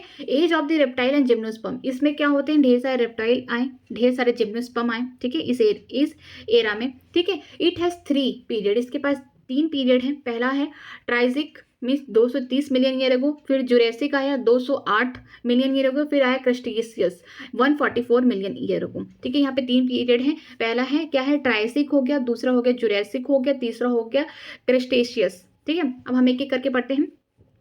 200 मिलियन ईयर एगो, 200 साल मिलियन ईयर एगो पहले क्या हुआ, some of the land reptile went back into water to evolve to fish like reptile. जैसे कि एग्जांपल है इथासोर्स।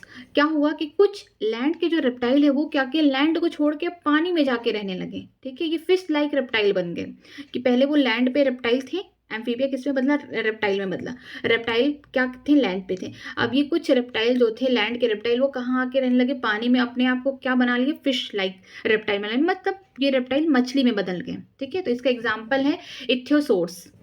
आगे है the land reptile were dinosaur, जिसको बोलते, जो डायनासोर जिसमें है सबसे बड़ा जो है इसका हाइट जो है 20 फीट है, इसका नाम है ट्रिपैनोसोरस रेक्स। फिर है ट्राइसेरोटॉप्स, फिर हो गया स्टेरोसोर्स हो गया, फिर हो गया ब्रांचियोसोरस हो गया, एक्सेट्रा। ठीक है, ये जो लैंड के रेप्टाइल थे मीन्स डायनासोर थे, बहुत बड़े बड़े थे। एक समय था डायनासोर का था, यही था मीजोजोइक एरा था, जुरैसिक, इनका ये सारा जो टाइम था ये जुरैसिक वाला टाइम था।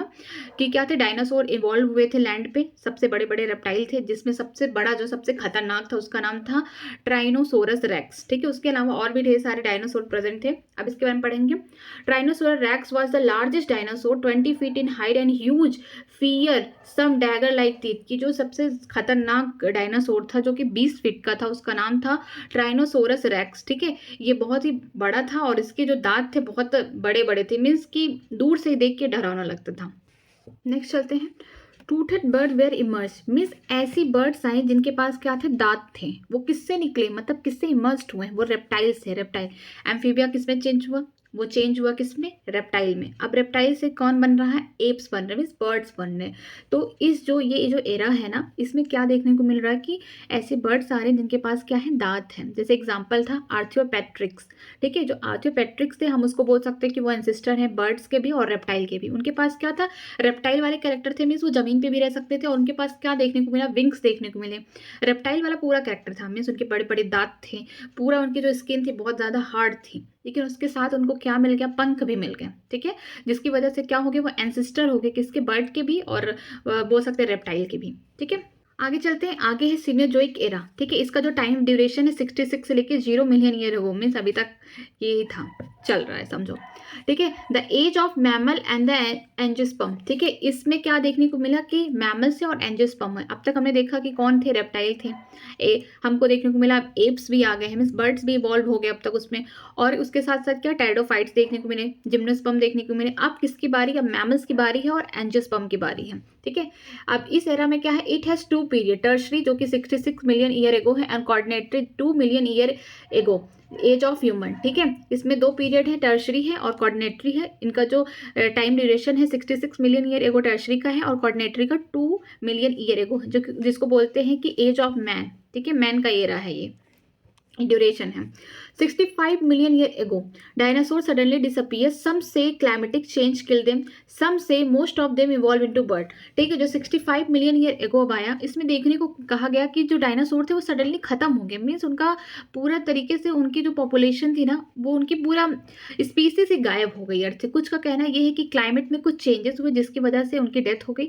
कुछ का कहना ये है कि जो डायनासोर थे, मिस रेप्टाइल थे, वो धीरे धीरे इवॉल्व हो गए, किसमें, बर्ड्स में इवॉल्व हो गए। ठीक है, the first mammal were the स्क्रूलाई, जो पहला मैमल था स्क्रूलाई था, मीन्स बहुत छोटा था। Their fossil are very small size, इनके फॉसिल क्या थे, छोटे छोटे थे, तो हम फॉसिल से पता किए थे स्क्रूलाई थे। In South America there were the mammal resembling the horse, hippopotamus, bear, rabbit etcetera. Due to the continental drift when South America join to the North America, this animal were overridden by the North America fauna. ठीक है, south America में कुछ ऐसे mammal थे जो resemble कर रहे थे, मीन्स सिमिलरिटी शो कर रहे थे, किससे, हॉर्स से, हिपोपोटामस से, बियर से, रैबिट से। ठीक है, जब कॉन्टिनेंट में क्या हुआ, ड्रिफ्ट आ गया, मीन्स उनके बीच में जो स्लाइडिंग हो गई अर्थ की, वहाँ पे स्लाइड हो गया, तो क्या हुआ, नॉर्थ अमेरिका और साउथ अमेरिका जाके जुड़ गए। ठीक है, तो ये सारी चीज़ कहाँ पाए जा रहे थे, ये जो ऑर्गेनिज्म है मैमल्स है, ये पाए जा रहे थे साउथ अमेरिका में। जब साउथ अमेरिका किससे जाके जुड़ गया, नॉर्थ अमेरिका से जाके जुड़ गया, तो ये साउथ अमेरिका में जो मैमल्स है ना, ये सारे जाके छिप गए कहाँ, नॉर्थ अमेरिका के जंगल में जाके छिप गए। ठीक है, Due to the continental drift, Australian Marsupials survive because of the lack of competition from any other mammals. ठीक है, यहाँ पे क्या हुआ, ऑस्ट्रेलिया में भी क्या हुआ, कॉन्टिनेंटल ड्रिफ्ट हुआ। तो आप देखेंगे कि ग्लोब में कि ऑस्ट्रेलिया क्या है, बहुत अलग जगह पे है, वहाँ पे उसके आसपास क्या है, वाटर ही पाए जाते हैं, ज़्यादा कोई वहाँ पे दूसरा कॉन्टिनेंट उसके अगल बगल ज़्यादा नहीं प्रेजेंट है, मीन्स दूर पे प्रेजेंट है। तो वहाँ के जो मैमल्स थे ना, उनके बीच में कॉम्पिटिशन हुआ नहीं, तो वो ज़्यादा करके बहुत सर्वाइव कर गए। ठीक है, अब आगे चलते हैं। आगे है origin and evolution of man. किस तरीके से ओरिजिन हुआ, इवोल्यूशन हुआ, कैसे मैन आए। ठीक है, ये सबसे ज़्यादा इंटरेस्टिंग है कि किस तरीके से मानव का विकास हुआ। ठीक, आगे चलते हैं। 15 मिलियन ईयर एगो ड्रायोपिथेकस रामापिथेकस। ठीक है, 15 मिलियन ईयर एगो पहले की बात है कि ड्रायोपिथेकस आए और रामापिथेकस आए। ड्रायोपिथेकस जो होंगे एप जैसे दिखेंगे। ठीक है, और रामापिथेकस जैसे नाम से लग रहा रामा मीन्स ये मैन लाइक होंगे। ठीक है, ये कैसे हैं देखने में, हैरी हैं, walk like gorilla and chimpanzee. देखने में इनके ऊपर क्या है, इनके बॉडी के ऊपर बहुत बड़े बड़े हेयर हैं, और ये गोरिल्ला और चिंपैंजी जैसे बंदरों के जैसे ये चलते हैं। ठीक है, ड्रायोपिथेकस को बोलते हैं एप लाइक, रामापिथेकस को बोलते हैं मैन लाइक। ठीक है, जो ड्रायोपिथेकस है एप जैसा दिखता था, और जो रामापिथेकस है ये थोड़ा मैन जैसा दिखता है।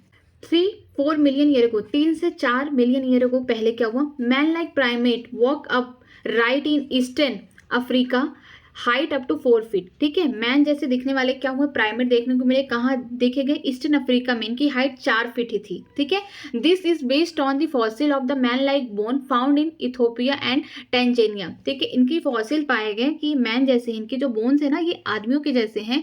कहाँ पे देखा गया, इथोपिया और टेंजेनिया, कहाँ पे है, अफ्रीका में है ये। फिर है नेक्स्ट है 2 मिलियन ईयर एगो, 2 मिलियन ईयर एगो पहले Australopithecus live in eastern Africa grassland hunted with the stone weapon ate fruit. ठीक है, यहाँ पे 2 मिलियन ईयर एगो, अब तक हमने देखा 3 से 4, अब 2 मिलियन ईयर एगो कौन आए, ऑस्ट्रेलियोपिथेकस आए, जो कहाँ रहते थे, ईस्ट अफ्रीका के ग्रास लैंड में रहते थे। वो क्या करते थे, उनके पास वेपन था, मीन्स उनके पास स्टोन और स्टोन का बना हुआ वेपन था, जिससे वो क्या करते थे, फ्रूट वगैरह तोड़ते थे या खाते थे उससे। ठीक है, हंट करते थे। नेक्स्ट है Homo habilis, the first human like being, hominid बोलते हैं, ब्रेन कैपेसिटी है 650 to 800 cc, did not eat meat. ठीक है, जो ह्यूमन हैबिलिस है, होमो हैबिलिस जो है, ये क्या है, फर्स्ट ह्यूमन लाइक बीइंग है, पहले इंसानों के जैसे दिखने वाले जो ये हैं होमो हैबिलिस है। इनकी जो ब्रेन की कैपेसिटी है कितनी है, 650 टू लेके 800 सीसी है। ठीक है, और ये क्या मीट नहीं खाती, ये सिर्फ फ्रूट्स खाते हैं। ठीक है, इनको बोल सकते हैं हम वेजिटेरियन हैं। फिर 1.5 million year ago Homo erectus Java man large brain 900 cc 8 meat. ठीक है, फिर हमने देखा कि 1.5 मिलियन ईयर एगो। ठीक है, उसके बाद क्या देखने को मिला, होमो इरेक्टस, होमो हेबिलिस के बाद कौन है, होमो इरेक्टस आए, जो कि जावा मैन है। इनकी जो ब्रेन की साइज है ना बड़ी है, किससे बड़ी कंपेयर किया गया, होमो हेबिलिस से। इनका जो ब्रेन का साइज है 900 सीसी है। ठीक है, और ये फ्रूट नहीं खाती, ये मीट खाते हैं। 1 लाख से लेके 40,000 ईयर एगो होमो निएंथ्रेलिजन, एंड इसे बोल सकते हैं नी एंथ्रल मैन। ठीक है, ये 1 लाख से लेकर 40,000 ईयर पहले आए हैं, इनका नाम है नी एंथ्रल मैन। ठीक है, इनकी जो ब्रेन कैपेसिटी है सबसे ज़्यादा 1400 सीसी है। Lived in east and central Asia, used to hide to protect their body and buried their dead. ठीक है, ये थोड़े समझदार थे। ये कहाँ रहते थे, ईस्ट एंड सेंट्रल एशिया में रहते थे, ईस्ट साइड और सेंट्रल। ठीक है, और ये यूज़ करते थे क्या, hide to protect their body, अपने बॉडी को ढकते थे। ठीक है, और जो जिनकी डेथ हो जाती थी उनके ऑर्गेनिज्म को, उसको जमीन में क्या करते थे, दफना देते थे। थोड़े समझदार थे। उनकी ब्रेन की जो साइज है ना सबसे ज़्यादा 1400 सीसी है। आगे चलते हैं। 75,000 से लेकर 10,000 ईयर एगो, इसे बोलते हैं आइस एज। ठीक है, आइस एज इसलिए क्यों बोलते हैं इसे, क्योंकि यहाँ पे होमोसैपियन जो मॉडर्न मैन है यहाँ से उनका निर्माण हुआ। ठीक है, prehistoric cave are developed about 18,000 year ago. Example, cave painting in the Bhimbetka rock shelter in the Raisin district of the Madhya Pradesh. ठीक है, यहाँ पे कि जो प्री हिस्टोरिक केव थे, मीन्स सबसे पुराने ज़माने में जो केव थे 18,000 साल पुराना। ठीक है, वहाँ पे देखा गया कि जो वहाँ पे पहले जो आए, जो मैन आए, ठीक है, ह्यूमन जो आए होमोसैपियन, उन्होंने क्या किया, वहाँ पे कुछ आर्ट बनाए थे, कुछ वहाँ पे ड्रा किया था। तो उसको देखने को मिला कहाँ पे, भीमबेटका रॉक शेल्टर में देखने को मिला, जो कहाँ है, राइजन डिस्ट्रिक्ट मध्य प्रदेश में। ठीक है, नेक्स्ट है agriculture and the settlement 10,000 year ago. जो एग्रीकल्चर है, सेटलमेंट हुआ, मीन्स सिविलाइजेशन हुआ ह्यूमन का, होमोसैपियन का, ये कब से स्टार्ट हुआ, 10,000 साल पहले की बात है। ठीक है, ये जो सेटलमेंट है, जो एग्रीकल्चर हो रहा है, ये सब 10,000 साल पहले से होना स्टार्ट हुआ। आगे चलते हैं। देखिए, सीक्वेंस से याद करने के लिए कि ह्यूमन एवोल्यूशन को किस तरीके से हम याद कर सकते हैं। ठीक है, सबसे पहले कौन है, ड्रायोपिथेकस, रामापिथेकस। ये दोनों कब आए थे, 15 मिलियन ईयर एगो। यहाँ पे देख लीजिए, ये डाटा भी साथ में याद करते चलिए, ठीक है। आगे आए फिर ऑस्ट्रेलियोपिथेकस आए, ये आए 2 मिलियन ईयर एगो, ठीक है, ये 2 मिलियन ईयर एगो आए। यहाँ पे देखिए, यहाँ पे इसका डाटा दिया गया है, यहाँ पे ऑस्ट्रेलियोपिथेकस का 2 मिलियन ईयर एगो, ठीक है। फिर आए होमो हैबिल्स आए, ठीक है। इसके बाद इनकी जो ब्रेन की साइज इंपॉर्टेंट है, ब्रेन की साइज इनकी कितनी दी है 650 to 800 सीसी, ठीक है। फिर आए होमो इरेक्टस, होमो इरेक्टस कितने आए 1.5 मिलियन ईयर एगो में आए हैं। देखिए यहाँ पे 1.5 मिलियन ईयर एगो में होमो इरेक्टस आए। इसे जावामैन कहते हैं। इनकी ब्रेन की साइज कितनी थी 900 सीसी थी, ठीक है, ज्यादा थी, सबसे ज्यादा। फिर आए होमो निएंथरलेनेसिस, ठीक है, इनको बोल सकते हैं निएंथर मैन। ये कब आए 1 लाख से लेके 40,000 ईयर एगो। इनकी जो ब्रेन की साइज थी 1400 थी, सबसे ज्यादा थी, ठीक है। होमो हेबिल्स की साइज कितनी थी 350 to 800 सीसी थी। फिर होमो इरेक्टस की साइज कितनी थी 900 थी, लेकिन निएंथल मैन की कितनी हो गई 1400 सीसी हो गई, ठीक है। इसके बाद कौन आया फिर होमो सैपियंस आए। ये सीक्वेंस है Dryopithecus, Ramapithecus, Australopithecus, Homo habilis, Homo erectus, Homo neanderthal man and फिर होमो सैपियंस, ठीक है। आगे देखिए कुछ क्वेश्चन दिए गए हैं। मैच द फॉलोइंग, यहाँ पे मैच करना है ABC इस तरीके से, ठीक है। देखिए चार्ल्स डार्विन, इन्होंने क्या किया था चार्ल्स डार्विन, इनका काम था नेचुरल सिलेक्शन, इन्होंने नेचुरल सिलेक्शन दिया। इसके बाद ये क्या था सर्वाइव ऑफ द फिटेस्ट, ठीक है। इनका कहना था कि नेचर उसे सिलेक्ट करेगा जो क्या है बहुत ज़्यादा फिट है, ठीक है, जो नेचर में बहुत ज़्यादा फिट है और अपने जैसे प्रोजनी प्रोड्यूस कर रहा है, रिप्रोडक्शन रेट उसका हाई है। फिर लैमार्क है, लैमार्क ने क्या कहा था inheritable of the acquired character, वही कैरेक्टर इनहेरिट होंगे जिसका हम क्या करेंगे यूज या डिसयूज करेंगे ऑर्गन का, ठीक है। फिर है ह्यूगो डी वरिस, ह्यूगो डी वरिस ने क्या दिया था म्यूटेशन थ्योरी दी थी। इन्होंने किस पे काम किया था इवनिंग प्राइमरोज, जिसका नाम है ऑन्थेरा लैमार्केनिया, ठीक। लुइस पेस्चर ये क्या दिए थे, इनका थ्योरी था बायोजेनेसिस और इन्होंने डिस्प्रूव किया था थ्योरी ऑफ स्पॉन्टेनियस जनरेशन को। इन्होंने कहा कि लाइफ वहीं पे एग्जिस्ट करेगी जहां से पहले लाइफ प्रेजेंट थी, ये डेड डिकेइंग चीज़ों से लाइफ नहीं एग्जिस्ट करेगी, वहां पे लाइफ नहीं प्रेजेंट होगी, वहां से लाइफ ऑरिजिनेट नहीं होगी। ऑर्फन एंड हेल्डन इन्होंने दिया था केमिकल इवोल्यूशन, ठीक है। केमिकल इवोल्यूशन क्या था इनका abiogenic origin of the life in ocean, ठीक है, कि इनका कहना था कि ओशन से पहली बार लाइफ आई, वो भी नॉन लिविंग थिंग से आई, फिर बाद में लिविंग थिंग से लाइफ बनी, ठीक है। Analyse the relationship between first two word and fill the fourth places, ठीक है, ये आप करिए इसको। जैसे होमोलॉगस है डाइवर्जेंट एवोल्यूशन, मीन्स होमोलॉगी का मतलब एंसेस्टर सेम है, मीन्स ओरिजिन सेम है लेकिन फंक्शन अलग है तो डाइवर्जेंट हो गया। एनालॉगी में क्या होगा ओरिजिन क्या होंगी डिफरेंट होंगी, फंक्शन एक हो जाएंगे, तो आगे क्या हो जाएंगे कन्वर्जेंट एवोल्यूशन, ठीक है। पाइसम सटाइवा मेंडल ने किया था, ओथेरा लेमार्किया किसने किया था ह्यूगो डी वरिस ने किया था। आगे और भी क्वेश्चंस दिए गए हैं, आप इसको पूरा करिए, ठीक है। किसी भी तरीके की कोई क्वेरी हो, कोई भी डाउट हो, कोई भी प्रॉब्लम हो, प्लीज़ कमेंट सेक्शन में कमेंट करिए, ठीक है, उसका मैं आंसर दूंगी और इसका PDF आपको मेरे टेलीग्राम चैनल पे मिल जाएगा। तो मेरा टेलीग्राम चैनल ज्वाइन करने के लिए इस चैनल के डिस्क्रिप्शन बॉक्स में लिंक दिया गया, तो आप वहाँ से ज्वाइन कर सकते हैं और इस PDF को डाउनलोड कर सकते हैं। आज की क्लास अगर अच्छी लगी है तो प्लीज़ लाइक करिए, सब्सक्राइब करिए और शेयर करिए। Thank you. आज की क्लास अगर अच्छी लगे तो please like and subscribe my channel new academy, और मेरा टेलीग्राम का लिंक डिस्क्रिप्शन बॉक्स में है, तो आप वहाँ पे जाके ज्वाइन कर सकते हैं और जितने भी ये PDF हैं शॉर्ट नोट्स हैं वहाँ पे आपको मिलेंगे। Thank you.